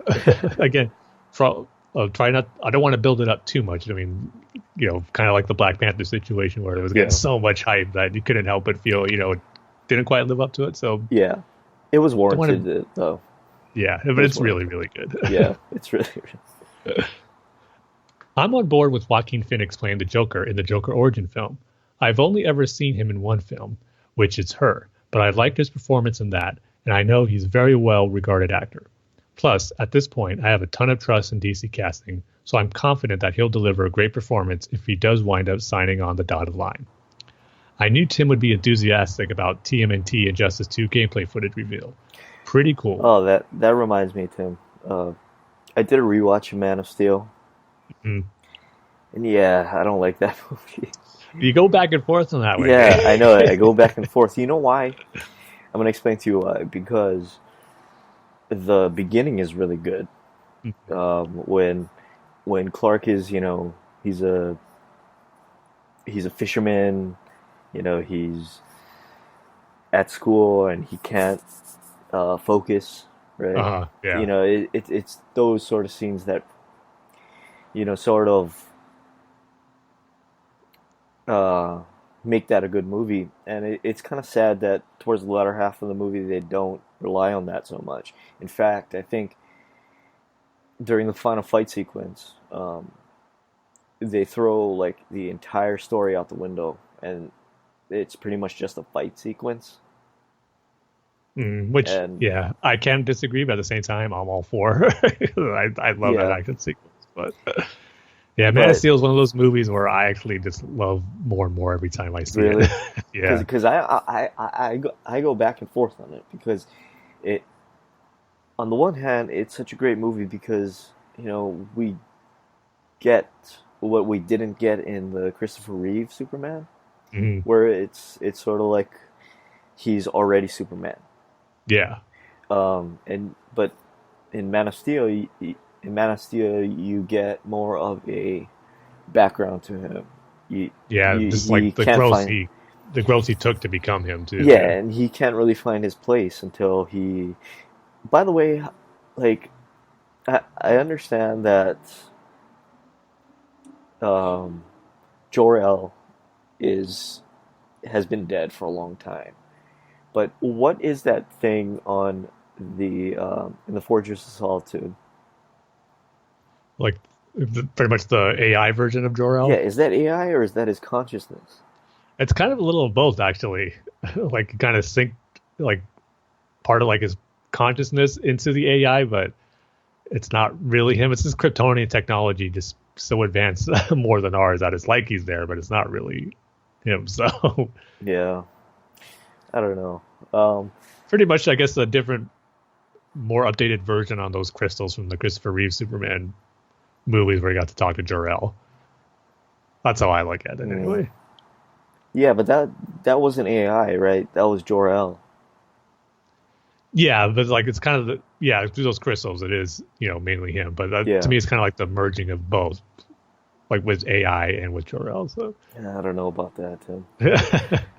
I thought But it was yeah, like I said, it's such a great movie because it shows that he is a he can't find his place in this world because he is an alien.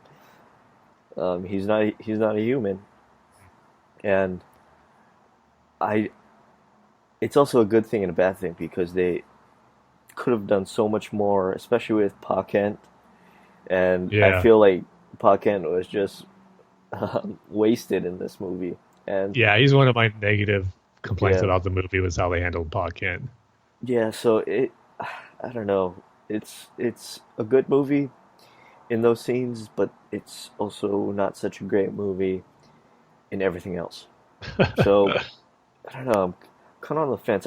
I do think uh, on this recent rewatch, I do think Henry Cavill is a really good Superman. I just think Yeah. he hasn't gotten the right lines and stuff. He hasn't been directed very well, and also I think Amy Adams is a really good Lois Lane. Not so much in Batman versus Superman, but in Man of Steel, she's a really good Lois Lane. So yeah, it's not such a good movie. Um, what I also did notice though was there is a lot of product placement in Man of Yeah. Steel. I mean, the IHOP, Mm. um, Sears, uh, Nikon, uh, You know what? Sony. I think it was. A lot of people, hate product placement, views and negative towards movie. It doesn't bother me at all. I've never understood the complaint about product placement because to me, like they're pros- they're in a real world setting, too, kind of, and we see that stuff daily in our everyday lives. What's the problem with seeing it in Yeah, movies but too? the problem I have with it is when they show it off, right? It's so I think the James Bond series has this problem a lot where like they'll get like a Rolex sponsorship, Uh, and then James Bond is fighting the bad guy, and then all of a sudden the camera pauses, it zooms in, and you can see the Rolex, okay. and I think Man of Steel has that problem too, where they stop for a second, and then they're clearly holding a Nikon camera or whatever, or I think when Lois is about to get or Lois is in the bar, she has her phone with her, and then she uh, pauses, and then or Amy Adams' hand pauses, and you can clearly see the manufacturer of the phone on it. Like, oh, okay, so that's a Sony. So, and then she flips it over, and like, okay, this is the paper or whatever. So okay. yeah, it's that. It's not so much like if there's like a I don't know a PlayStation 4 in the background. The only one like product placement type scenario where kind of maybe more noticeable, I thought maybe scratched my head was in the Amazing Spider-Man, where Peter Parker was using Bing to do a search. I was like, the thing that questioned me was like, I think he'd probably use Google, not Bing. Like, who uses Bing Yeah, I know. to do a search? Peter Parker is like this high tech guy. He made like the web shooters and stuff. why is he using Bing? Yeah. You know, like, That was probably the most unrealistic thing in the movie. Well, Dane, here's to hoping that the next time you rewatch Man of Steel, you'll have the it'll more be positive. good. Yeah. The ebb and flow of Dane's Man of Steel watching. Yeah, no, I mean it's on one hand, like I said, it's on one hand such a great movie, but on the other hand, it's cartoons fighting. So, Well, I know you're not the only yeah, one. yeah, The first divisiveness of that was just a taste of the divisiveness we're going to get with the DC right, movie. right. Which is being extended to Star Wars for some reason. The Yeah, Last that's a Jedi. whole other topic. But Jordan continues saying, "Sorry to hear you didn't dig what you saw of Smallville, Dane. I'm glad you gave it a shot, though. To each their own. I'm surprised, though, given your love for Superman for all seasons, which the series is heavily inspired by, especially in the early seasons. If you do wind up checking out the Christopher Reeves episodes, Season 2, Episode 17, Rosetta, and Season 3, Episode 17, Legacy, or the series finale, though, I would love to hear your thoughts on those. I think they're all excellent. But then again, I love the entire series." Well, thanks, Jordan, for giving us the episode numbers and titles. I Yeah, remember no. last time we couldn't, at least I couldn't remember the actual titles. So Okay, so season there you have it, 2, dude. episode 17, and season 3, episode 17, Legacy. Okay, Yes. all right. Yeah, I do love Superman for all seasons, but I think the main difference is the reason why I know they took the visual aspects of it. I know they took sort of some story elements, how it's especially like the Lana story at the end and the Pa Kent one at the beginning. Um, my problem with it is that Superman for all seasons is Superman not told by Superman. It's Superman told by Pa Kent. It's Superman told by Lana. It's Superman told by Lois, and um, yeah, it's just it's Superman. It's Clark telling his own story, and what I like about Superman for all seasons is the fact that it's not being told by him. It's somebody else's perspective of Superman. So if you take that into consideration, I think the two show or the not the two shows, the graphic novel and the show are two different things. So yeah, it's not that I don't like Smallville. It's the fact that I just don't think it's for me. You know, I don't think it was written for me. Mm-hmm. I'm just not the audience. Um, and maybe you are, Tim, and maybe you are, Jordan. So, you know, Yep. that's a good thing. Nothing wrong with that. Yeah. Yep. But yeah, I would definitely though agree with Jordan with checking out at least those Christopher Reeve episodes. Those are probably, for me anyway, some of the highlights of the entire series. Okay, I will, Tim. If And then if after you, those two, you can be fully done with Smallville. if you and Jordan both recommend it, Yeah, so I will. after do you it. watch Gotham by Gaslight, just pop in those Smallville episodes. It Right. should be on Hulu. Jordan continues Oh, saying, wait. Well, one more Oh. thing. What if I just watch those two episodes and then I watch the series finale? "Hey, that'll work too." Is the series finale good? It has its moments, I'll say that. Okay. So no, then from you, Tim. Well, as I was saying, I'm kind of mixed on it. I thought they did certain things that, it was a good culmination of the entire series, and then felt they skimped on certain situations with him becoming Superman, which Oh, was okay. disappointing. So, but it ended with the best shot possibly for the series. I will give it that. What is it? Or just him on the rooftop, doing the classic Superman ripping up the shirt and having the S logo before he flies away. We don't see him fly away, but the camera just zooms into the classic Superman logo. So, Oh, so I mean, that was did Martha Kent make it for him, or is it? Uh, yeah, I'm pretty sure that's how they established the suit. I'm pretty sure. Okay. Yeah, if I remember right, I think they did establish that she did make it for him. Another negative thing about Man of Steel Oh no. is the beginning part. it's kind of like, Oh, I love the beginning on Krypton. yeah, in Krypton. Oh, I love that. Yeah, it's kind of like, it doesn't really make sense because like the Earth, not Earth, Krypton. Krypton is like falling apart, and they decide to hold a Senate meeting. Well, they weren't believing it. They didn't believe Jor-El. That was the whole thing. Their Yeah, council. but everything was falling apart then. Well, that happened later though. That was before everything started falling apart. I guess. It was only when that was all over. They sent Zod to the Phantom Zone. That's when everything started.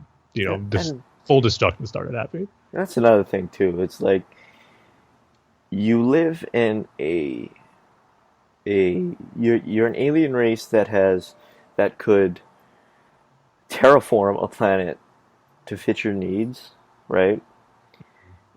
So that means you must have mastered space travel, which means, yeah.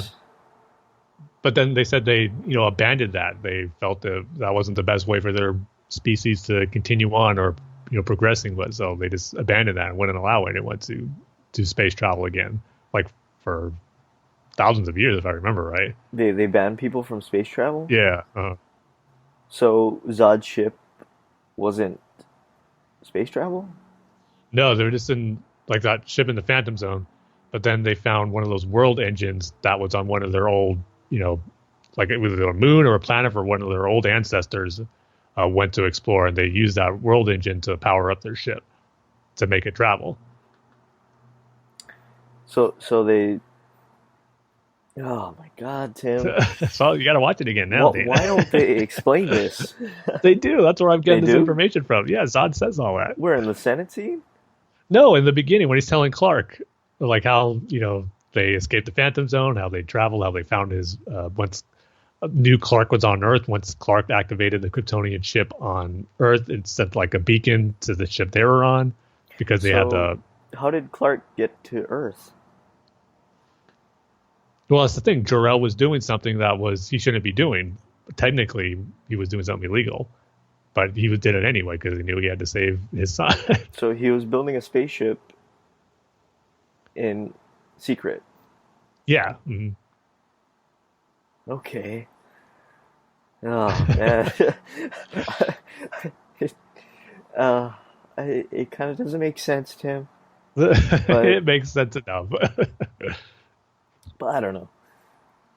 And not only that, like I was thinking about Superman as a whole, right?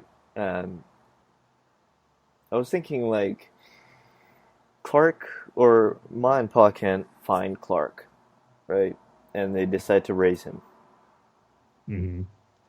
It's not only that, it's also the fact that like how did they get him a social security number and like a birth certificate and like all these necessary papers that we need. Well, I think they made it to like adoption type. Well, like to adoption. So, yeah. Yeah, but then like they're gonna ask like how did you get the or who's the mom? Where's the parents? Well, they could just felt they found an abandoned child. They didn't know who his parents were and all that, but they decided to take him in. Okay, I choose to believe you, Tim. Sometimes you just have to, Dean. I guess so. Sometimes you just have to, because I was just wondering, like, how does Clark get a driver's license? I'm sure they took care of all the legality stuff once they decided to take him in. Because even in Smallville, they get into that where Lionel Luthor helps with that. Really? To make it, yeah. Because he doesn't have a birth certificate or a social security card. Yeah. Because I don't know those specific reasons, but they have a flashback where the Kents helped the Luthors after the meteors hit, and then he helped with them adopting Clark and making, I guess, everything official. Yeah, because last year I had to renew my license, and I needed my birth certificate, I needed my social security card, and I needed 2 pieces of mail, official bills to get my license. And I was like, how does Clark get a driver's license or whatever. Yeah, I guess that's the stuff they don't have to worry about spending too much time on, the minutia stuff. That doesn't really matter, the long one.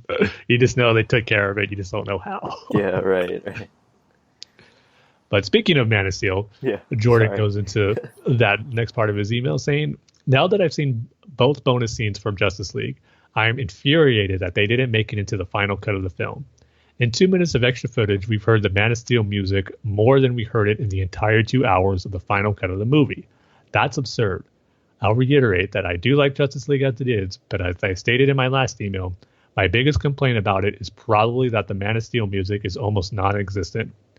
Not only is that music just beautiful, but it would have added so much more emotional weight to the Superman scenes in the film, and it would have provided so much more connective tissue between Man of Steel, Batman v Superman, and Justice League. I can't believe that both bonus scenes we got were cut from the movie are ones that actually use the Man of Steel music. Ridiculous. Is he talking about the song at the end of the movie? Man of Steel? Just the theme that plays out throughout the movie. Oh, okay. It's a great theme. Yeah. The score for Man of Steel is fantastic. Yeah, it is. I was gonna say, can you at least say that? Give it that day. Yeah. I love the music for Man of Steel. It's just everything else. Yeah. As far as those 2 extra scenes, I'm holding off on seeing all of it until I get the actual Blu-ray. I want to have one to see one of those scenes on the actual disc and not have it, just watch a YouTube clip of it. So I saw the first one that came out a while ago, but I'm saving to see the rest of it once I actually get the Blu-ray disc, which should be just in about 2 or 3 weeks now. Oh, man. I don't know why they released it so early. Yeah, I hate that it takes so much. I hate it. I think maybe I'll rent it to see if my opinions change on it. Oh, I'll give you props for that, but I kind of doubt it will, knowing your reaction from the last time. No, but maybe it could be another Man of Steel scenario where to like it more this time, then you won't like it as much the next time you see it. It's just Steppenwolf, I don't think he was the right villain. Could have been better, but I don't think he was as bad as everyone says he was. Yeah, I guess. No need to get into that all over again. Yeah. Well, Jordan continues saying, other than the fact that it had to clean up the atrocious mess from the end of Batman 39, I thought Batman 40 was excellent. Spoilers. Just to get to the beginning out of the way, I will say that it was probably the best case scenario for how things could have played out between Batman and Wonder Woman, given how things ended in the previous issue. Tom King should never have put them in that position, but given that he did, I don't think it could have been resolved any better than it was, which is a good thing. Batman did reaffirm his love for Catwoman by backing away from the kiss. Again, that was a terrible way to show him reaffirming said love, but I can at least appreciate the intention behind what King was doing. Can you imagine if Wonder Woman and Batman did kiss? Yeah, I imagine this portion of Jordan's email all in caps, tons of exclamation points of how much he hated it. It'd be like 30,000 words, Tim. Yeah. It'd be like a novel. Yes, it'd be a way of Jordan venting out so much anger. But thankfully that wasn't the case, and you can breathe a sigh of relief, Jordan. Yeah. And then he would go on his podcast and do like a 6-hour podcast of just him talking about this. Yep, I believe it. But it'd probably make for a really good episode. Yeah, and that's how passionate of a fan he is. Exactly. The stuff with Selena and Julian was great. Even though she was furious with him, I think that she probably was able to put herself in his shoes and think about what it would be like to not see Bruce for 1,000 years. She let him see his wife, but she made sure he kept it brief. The ending is where the issue just blew me away. I loved it so much. When Batman and Wonder Woman get transported back to Earth, Wonder Woman starts to ask where they are. Batman doesn't even let her finish before replying, home, as soon as he sees Catwoman. Catwoman is Batman's home. She is his rock. That's because, as I said so many times before, she's the one who showed Batman that he can still love. That moment made me cry tears of joy, just like Catwoman was doing in that moment when she saw him. After an unbelievable 37 long, arduous years of being away from the love of his life, Batman finally got to see his fiancée again. Then Wonder Woman says that despite what many people say about her, she considers Catwoman a hero. That is what I've always said about Catwoman, and it was amazing to hear that coming out of Wonder Woman's mouth. That is the highest of praise coming from her. After that, Catwoman says that next time the gentleman needs a break, she will fight alongside Batman. That really makes me hope we get that story at some point. Think about it. Batman and Catwoman could spend years and years together, just the two of them, while barely any time even passes back on Earth. That would be amazing. And frankly, it's what I would have preferred that this story would have been. While I was extremely disappointed with one aspect of this Wonder Woman part of the Super Friends arc, things did end so strongly in Batman 40. Now I'm ready to move on to seeing Batman and Catwoman fighting together to take down Poison Ivy and Everyone Loves Ivy. The preview pages that just came out look amazing. Followed by the wedding planning issue in Batman 44, followed by Batman and Catwoman traveling through Batman's life with Booster Gold, leading up to the wedding in Batman 50. I can't wait for what's to come. Cat forever, from the first kiss to the last. Yeah, I agree, Jordan. Jordan is going to be so heartbroken when things reset. And let him enjoy it while it lasts. Yeah. Hopefully it will be a while. But I agree with what you said and how the story idea of Batman and Catwoman fighting in that dimension, that should have been the story from the get-go with this one. It just would have, established their relationship even further and strengthened their bond before their wedding. So I kind of feel that was a missed opportunity there as well. But he continues saying, Lego DC Superheroes The Flash was just not my jam. I'll keep my thoughts non-spoilery, although much like with Scooby-Doo and Batman Brave and the Bold, there's not much to spoil with a film like this. It's just too silly for my taste, much like all the previous DC Lego films. I will say that the zaniness works better for a movie focused mostly on a more lighthearted hero like the Flash. But it still isn't my cup of tea. Remember that scene in the trailer of Batman giving Ace a belly rub and making that awful voice that I said I never wanted to hear Batman make again? It's just not in that film once. It happens twice because part of the plot is that Reverse Flash puts the Flash in a time loop. That part of the plot was pretty awesome, actually. I dug the idea of the Flash being a Groundhog Day situation where he has to relive the same day over and over, a plot that was coincidentally also used less than a week later on Legends of Tomorrow. What I didn't find all that interesting was the second part of the Reverse Flash plan, which I don't want to completely spoil here because there is a bit of a twist involved. I wasn't a big fan of many of the voice performances in this movie, which is another issue I have with it. I love Jason Spacek as Kid Flash in Young Justice and Teen Titans: The Judas Contract, but I don't care for his Joker voice at all, whom he portrays here, rephrasing that role from the Lego DC Superheroes Justice League Gotham City Breakout. Conversely, I did really appreciate Tom Kenny reprising his role as the Penguin from the Batman yet again. Well, I will also give this film credit is in how many characters show up. The movie is filled to the brim with cameos from characters from all corners of the DC universe. To continue and end with a positive note, two little highlights that stood out for me are Aquaman's room in the Hall of Justice. It's so awesome, as it's pointed out in the film. And Badge's first appearance, which I bet Tim will appreciate as a big Green Lantern fan. Yes, even though I haven't seen the movie yet, it's cool to hear that Badge is in this movie, who's the successor of Chip, the chipmunk Green Lantern, who, has been a fan favorite character. So it's cool that they're bringing him in there. I hope I'm saying that name right because it's spelled B''DG. So I think it's pronounced Badge, hopefully, if I remember right. But Badge. I'll always take 4 chipmunk Green Lanterns. So. Then he has a couple of questions as always. He says, what is your favorite DC Universe team base of operations?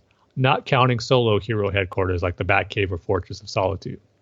There are so many awesome ones, such as the Watchtower, the Hall of Justice, Titan's Tower, and Mount Justice. As a huge Smallville fan, I gotta go with the Watchtower, but specifically the Smallville version. I have so many great memories of events and conversations that happened there, both on the show and in the Season 11 comics. There's also so much emotion associated with it, given that, spoiler, it was Jimmy's gift to Chloe right before he died.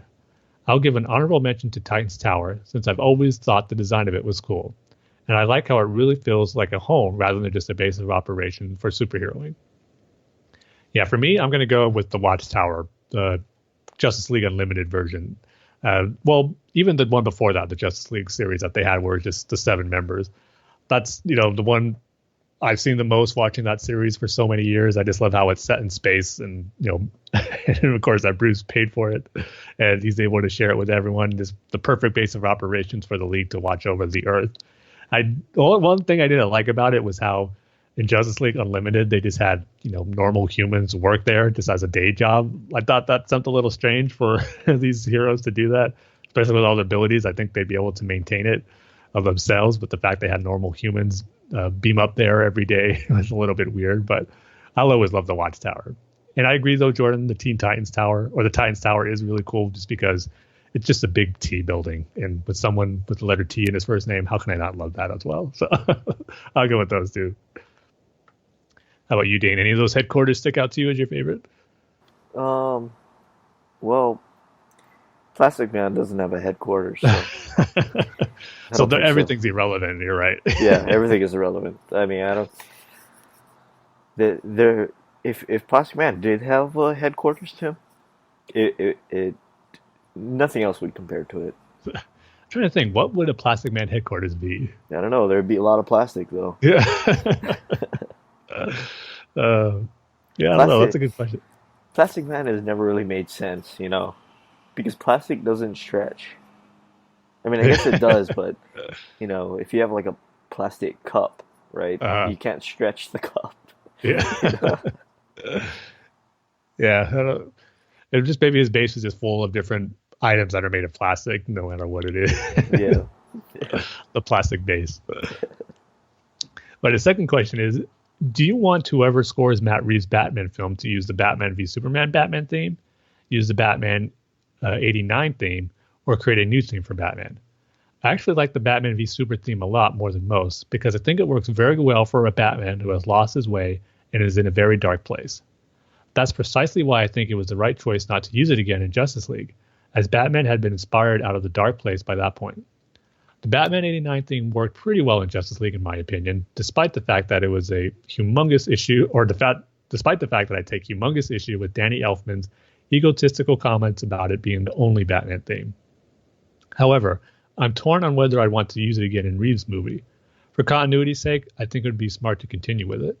That being said, if the composer on Reeves' film comes up with a new theme that's great, I wouldn't be all for that too, or I would be all for that too and might prefer it, since Elfman theme isn't even my favorite Batman theme. That would be Hans Zimmer's from the Dark Knight trilogy. Yeah, this is a great question, Jordan.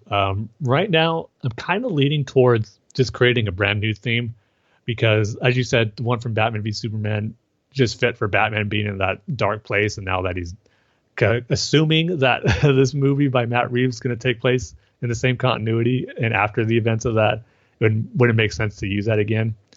And I don't think they should use Danny Elfman's theme again for a new movie all about Batman. It worked well for, little cameo appearances in Justice League in certain moments, since it was a full team up movie and you had all these characters and wasn't just about Batman. So I thought it worked well there. But when you're just telling a new Batman story, it's a movie just about him, I think it'd be good to have a brand new theme for it. So that's what I would pick right now. How about you, Dane? Use the 66 theme is what I think. Remix it. Do a remix on it. Yeah, I think if there could be like a cool orchestral remix adaptation of it that works but still has a 66 theme or melody to it. or how like at least in the Sam Raimi movies, how they would play the Spider-Man theme, but it would be on like somebody's ringtone, Yeah, or it was a street performer with a violin. Yeah. Something like that. Yeah, so let's go with that. But that wraps up Jordan's email. So as always, Jordan, thank you for sharing your thoughts with us on all the Batman happenings the last few weeks, and we'll look forward to hearing from you again on our next episode. It's kind of amazing that. Thank you, Jordan, for sending in your email. We always enjoy reading them, even though I don't like Smallville. What I was gonna say is, I didn't know Black Panther made $200 million. Oh yeah, way exceeded expectations or projections. Yeah, because I'm looking at the biggest opening weekends. Of course, Force Awakens and Last Jedi are 1 and 2. Then I think it's Avengers. No, it's Jurassic World. Oh, that's right. Yeah, and then Avengers. Yeah, then Avengers and then Black Panther. What surprised me is, do you know what movie is at number 17, Tim? All time for opening weekend? Yeah. 17. I wouldn't think the Star Wars movies are that low. So yeah, not. It's not a Star Wars movie, Tim. It's a comic book movie. Yeah. It does have something to do with Marvel. Is it the first Sam Raimi Spider-Man? It's Spider-Man 3, Tim. Oh. Well, thankfully, I assume Spider-Man 1 and 2 are all much higher than that. No, actually, Yeah. I think 3 might be higher than 2. Because 3 had a really big opening weekend, if I remember right. It did not. Because it's Spider-Man is the next Spider-Man movie that did 114 million. Okay. Number 37. Yeah, it makes sense. Even though, it's a far superior movie, I should have realized that, coming out a few years later, ticket prices would be a little more expensive, and just how the buzz for a sequel for the Spider-Man movie would have it do more. So I should have realized that. Let's see. Man of Steel is number 34 with 116 million. And Indiana Jones and the Kingdom of the Crystal Skull is at number 49. With how much does that make it its opening weekend? 100 million. Okay. Man, was that Beauty and the Beast movie really that good? It's at number 8. It made like 175 or something like that. 174. Yeah, I mean, it's good for the type of movie that it is, a fantasy retelling of the animated classic. It's good for that. But, you've seen it? Yeah, I've seen it. But I would have never expected to do that much. They almost make 200 million. Yeah, Dark Knight is number 13. Man, that used to be number 1. Yeah. Didn't last long though, but it just shows how many cool movies we've gotten since then. And just looking at the numbers and seeing Batman vs Superman at number 11, it's 166 million, and Justice League isn't even on here. Yeah.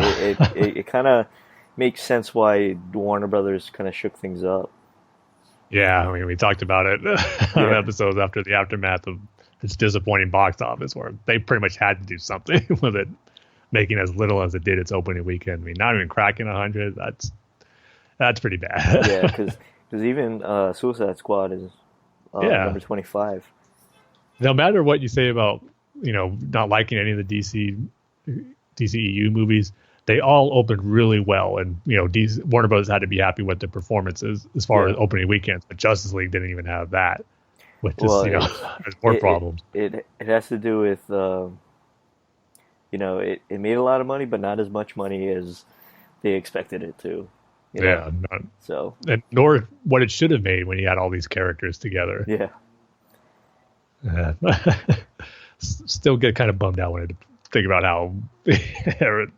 how poorly Justice League did, even though I really liked the movie. It just was a failure. That's why I hate saying that's a failure, but it is. It's just disappointing. I didn't know Force Awakens made $247 million. Oh, yes, man, it cleaned up.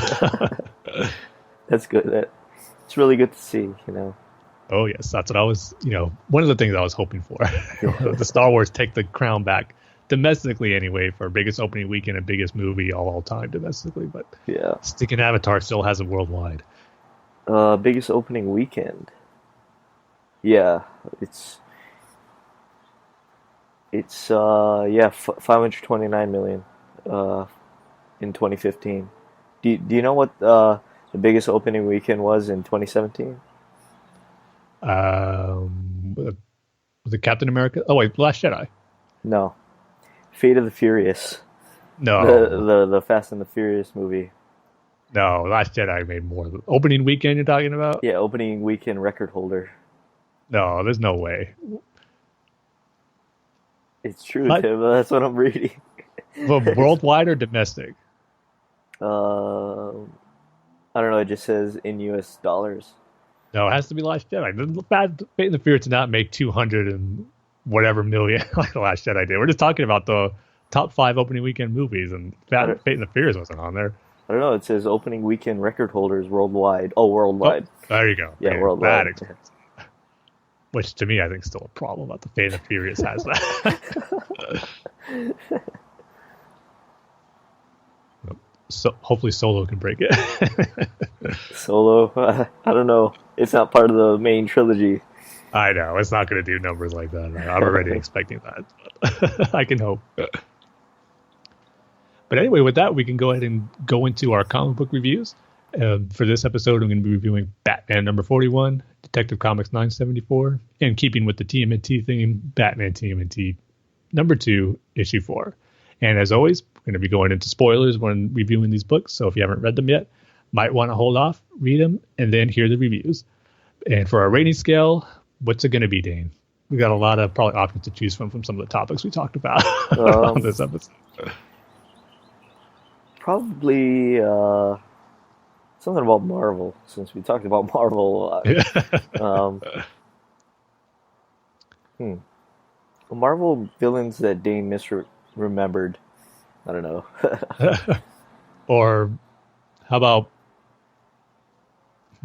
story points or plot points that Dane has to remember before he sees Infinity War? Yeah, which should be a scale of 1 to 18. 300 million, Tim. I was going to say 18 because of how many movies there are right now, but yeah, because I remember absolutely zero of anything that has to do with those Marvel movies.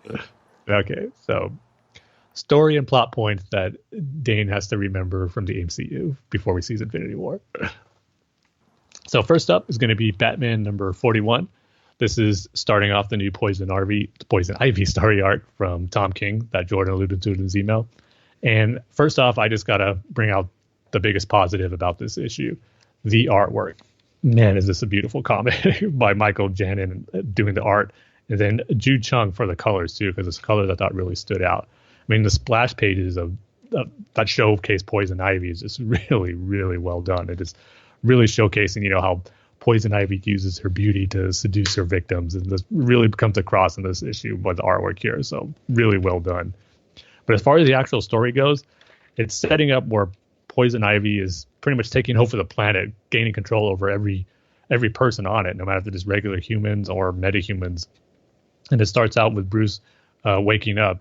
He hears the voice of Poison Ivy, talking to him and trying to gain control the way Poison Ivy usually does with her words. So he gets up out of bed, runs to the hallway and sees Alfred there. And right away, he just, Bruce is trying to resist the control that Poison Ivy's taking over him. But he's having trouble, and he sees Alfred and he punches him and knocks him out. I was like, oh, okay. So does Poison Ivy have him under her control already? But instead he goes down to the Batcave, and then Selina walks in. And as she's going towards him, she hugs him, is about to kiss him. Bruce grabs, a sedative on his table, and he injects that into Selina's neck, and then he injects himself. So, but after that, we get this one of those cool splash pages where you see these vines coming out all over the page, and it's showing everyone who's infected by Poison Ivy and that she has control over, and they're all saying the same thing. I love you too. And talking to Poison Ivy, we see it's Superman, airline pilots, soldiers, terrorists, sporting athletes, the Pope, even the president, which is drawn as Donald Trump. Which I don't like it when comics do that. They take the real world, current presidents. DC never used to do that too much. They have sometimes, but it takes me out of like the fantasy aspect of it a little bit. So, but just to show that everybody is being infected by Poison Ivy. But then we get the next sequence where Bruce and Selina are in bed, but they're in their costumes of Batman and Catwoman. And before thinking that Bruce was in control of Poison Ivy by punching Alfred and then injecting Selina with the sleeping sedative, it turns out he was trying to protect them, inject them with that sedative, and it turned out to be actually a formula that's going to prevent Bruce and Selina from being, being controlled by Poison Ivy. But he wasn't able to do that to Alfred. So Alfred comes in the room talking, but it's really Poison Ivy using him kind of as a puppet to say what she wants to say. And she's telling him, tells the story of how, Joker one time took on Superman, and he took some hostages, and before, to make Superman harder for him to find those hostages, he encased them in lead. So Superman wouldn't find them, but that actually worked to Superman's advantage, where he used his X-ray vision, to see everything in the city, and whatever he couldn't see, he knew that's where the hostage would be held in lead. So Superman was able to stop the Joker. And Poison Ivy uses that reference to Bruce and Selina, even though I don't have you under my control. You're the only two in the whole world who aren't under my control, and you won't be a problem because I'll always know where you're at and know it's just only you two. And that she kind of stresses that to them. You may not be under my control, but you're not really a problem or not even a concern. You're just ashamed, like just a little disappointment. And there was this other pretty cool moment where, as Bruce sees Alfred talking through, or Poison Ivy talking through Alfred, he was going to punch Alfred to probably try to snap him out of it. But Poison Ivy has control of everyone. So she sends the Flash to take in the punch that Bruce is going to land on Alfred. And we just see Alfred, or the Flash, get nailed by Bruce and is knocked out on the floor. And Poison Ivy just goes, you want to do that again? There are more Flashes available I can use. So I thought that was a good, funny use of the character. So the issue ends with Bruce and Selina just wondering what they're going to do. Selina just keeps asking Bruce, what's our next move? Like, the League, all the people we know, the families, what are we going to do? And Bruce just says, I don't know. So this issue, setting up an interesting scenario with Poison Ivy having control of everyone in the world. I'm just curious to how that happened, what she was able to do to, have that much control over everybody. So I'm curious to see where the story goes and the explanation that Poison Ivy has this much power to control everyone. So I'm still waiting to learn that before, I really get sold on the story that's being told here. But again, the artwork was fantastic. This is already going to be an issue that's up for best artist of the year, in my opinion. It just really stood out to me. So I'm going to give this one 3 out of 5 story and plot points that Dane has to remember and rewatch from the MCU before he sees Infinity War. That's still a lot. Just going to get higher, Dane. I know. So next up is Detective Comics 974. And this one is, setting up the aftermath of what happened in the previous arc where Batwoman shot and presumably killed Clayface in Cassandra Cain's arms. And this is exactly what the issue picks up from. The first page is Cassandra crying and screaming as she holds Clayface's, or Basil Karlo's, dead body, and it's kind of turning into clay. And just, the shock everyone had. Red Robin and Spoiler go to the crime scene, and then the doctor who's been working with Basil to try to cure him's there and confirms that he's dead. And then she asks, who could have done this? And Tim right away goes, I know exactly who did it. And then we get to some really great stuff in this issue as Batman confronts Batwoman, because Batwoman just says, Batwoman tonight's target is down. The Batman just falls down and storms down on the building where she's at. He just says, stop giving orders, and just snatches the gun away from her. It just says, how could you? And, how could you even think of doing this? Killing one of our team members with a gun, no less. He doesn't say specifically those words, but that's pretty much what he's implying here. And then I just love when Tim and Spoiler comes in, because Batwoman's saying the usual. There was no other choice. What else was I supposed to do? He was going to kill innocent people. I would do it again if I had to. But then Tim comes in and says, we always find a way. That is something we always do. The idea of us is to be better. Because she starts giving examples, military, police, they would have done the same thing to save lives. And Tim just says, the idea is we're supposed to be better than all that. And to me, that just encompasses what, Batman, the heroes he works for, that's what they're all about. That's why they don't, that's why they have the no kill rule. They don't kill anyone because they're supposed to be better than that and rise above those type of scenarios to take a life to end the situation, even if it does make sense, because Batwoman is right.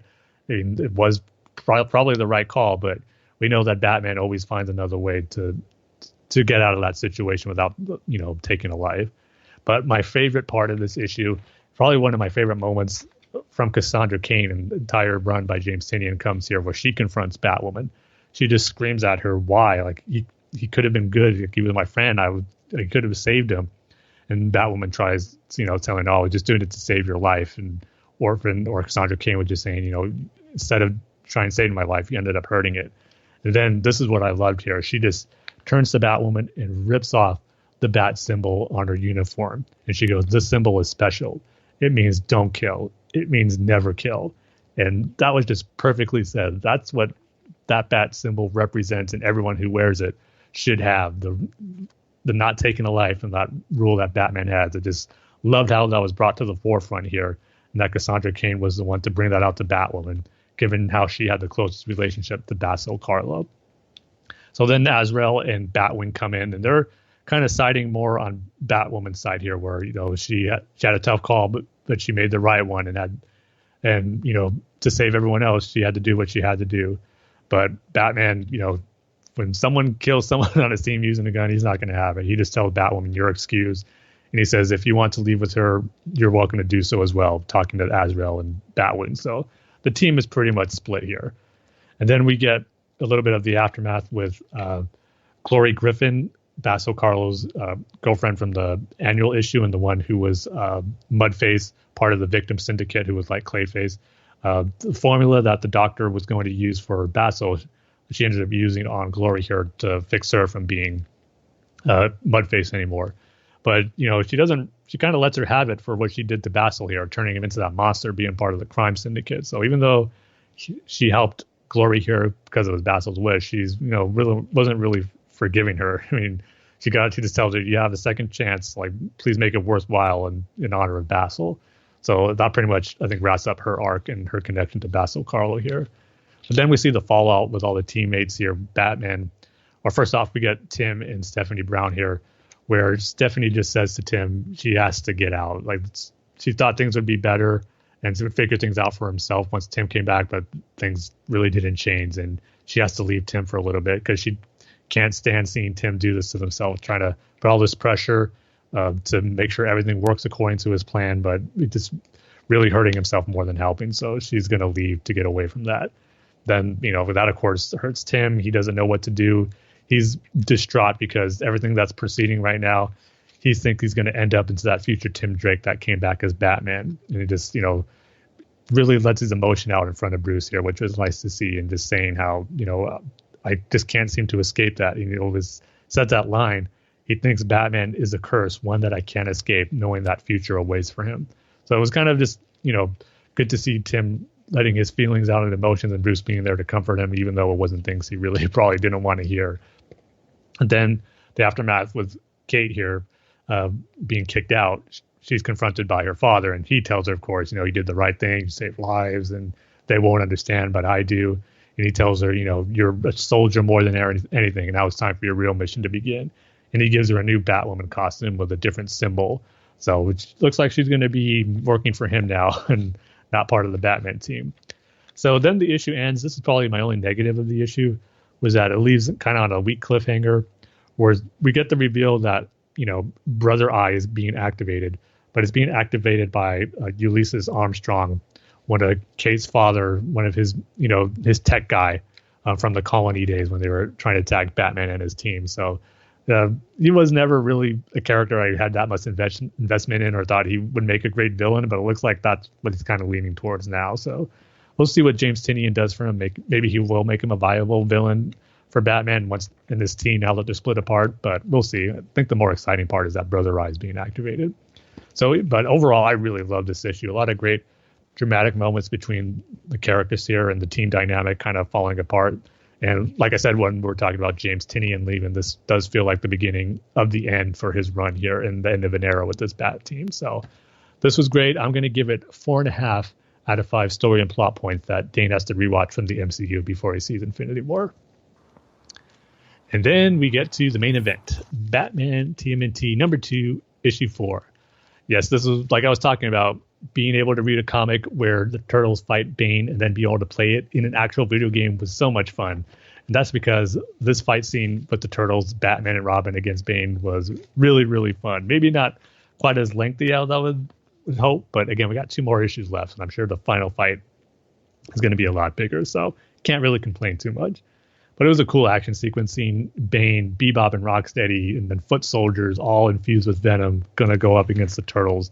But right away, I love how the fight starts off where Bebop and Rocksteady, they're 2 imbeciles despite how strong they are as mutants, rhinoceros and a mutant warthog, but now infused with venom, they're still not any brighter.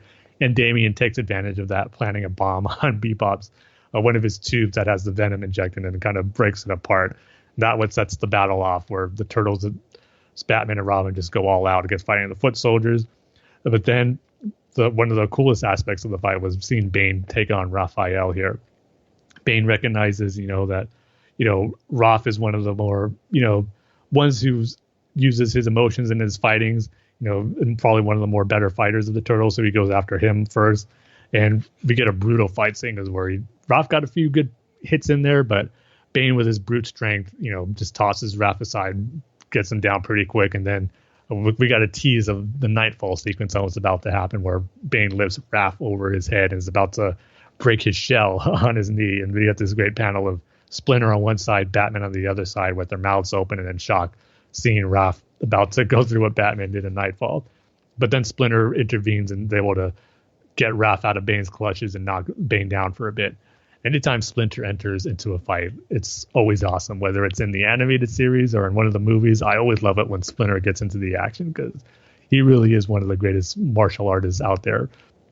And so seeing him in action against Ben was really cool, using his speed and his agility to, evade Bane's attack and land a few hits here and there.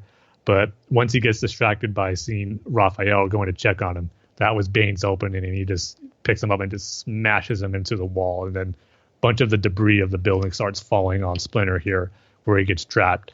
And that causes the Turtles and Batman and Robin to stop fighting and go save him right away, which in turn lets Bane and the rest of the foot soldiers, including Baxter and Thogman, escape. And, Batman and the Turtles, they're able to rescue Splinter and they're regrouped back in the sewers. So cool action sequences there, but then we get more of the personal character moments, which was it's always a highlight in these Batman and Turtles stories.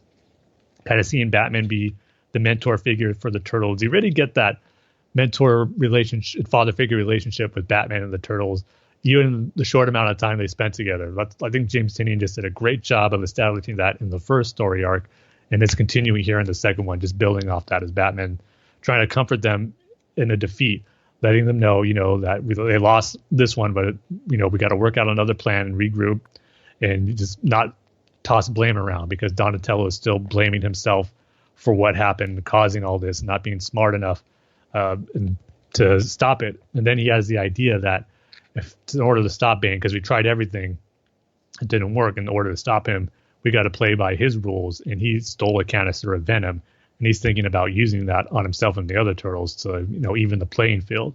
As usual, Raph would agree with him, but Leo and Batman, they're not going to have that. They think it's just crazy. And so they at first think they're convincing Donnie that, no, that's not the way to go. We can't, don't want to go to a place we might not come back from. And just tell him, don't blame yourself. That you're brilliant. You're the smartest one here, but this is something that you just shouldn't do. And then Donnie just leaves the room just saying like, yeah, whatever. So while Batman and the Turtles kind of regroup, start to plan the next move, actually before that, there just is this page where I felt maybe was a little over the top, but I did like how it looked visually, as Bane is kind of going to announce to New York City that he's, the number one crime boss out there and the city is his. What better way to do that than to put a giant-sized version of his luchador mask over the Statue of Liberty? Like, it's a little out there, but at the same time, visually, it did kind of look cool seeing Bane's mask on the Statue of Liberty. So that took me by surprise. But the issue ends with Batman and Leonardo planning, a new plan of attack to get Bane and to stop him.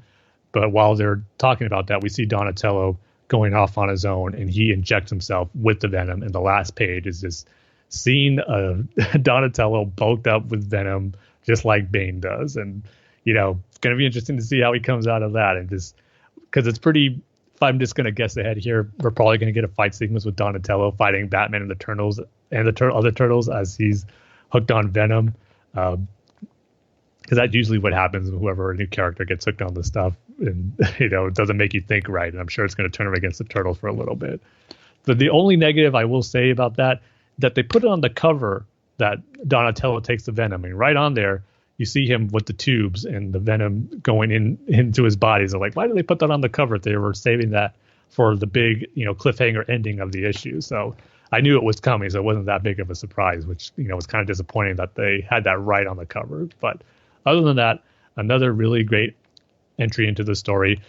For 4 issues in now, there's only 2 left. It's probably safe to say I don't think this one is going to be quite as great as the first story that James Tynion did, but this is still a really worthy successor in my opinion. Just another fun story, great action, and great character moments, which is what I really love about this series, and it's continuing here. So I'm going to give this one 4 out of 5 story points and plot points from the MCU that Dane has to rewatch before he sees Infinity War. So yeah, it was great geeking out on this episode with two fantastic turtle appearances in the DC universe with Injustice and in the Batman TMNT comics #2. So it's been a real fun week for my DC Comics and Turtle fandom. I couldn't be happier. But with that, that's going to do it for the episode. And as always, I'll throw it to Dane for the outro. All right, just go over to batmanuniverse.net, facebook.com/batmanuniverse, and the Twitter handle is @batmanuniverse. Tim's Twitter handle is @timg311, and my Twitter handle is @DaneSaysBanana, and the show's Twitter handle is @Bat-Fans Podcast. You can email the show at batfanswithoutpants@gmail.com. And almost forgot it there. Almost forgot it, yeah. And rate and reviews on iTunes. So, like we say at the end of every single episode, Tim. We love each and every one of you with all of our bat and turtle hearts. Felt appropriate to throw the turtles on there. Yeah, definitely. After this episode, yeah. Yep. All right, so with that, we'll see you guys next time. See you next time, everybody.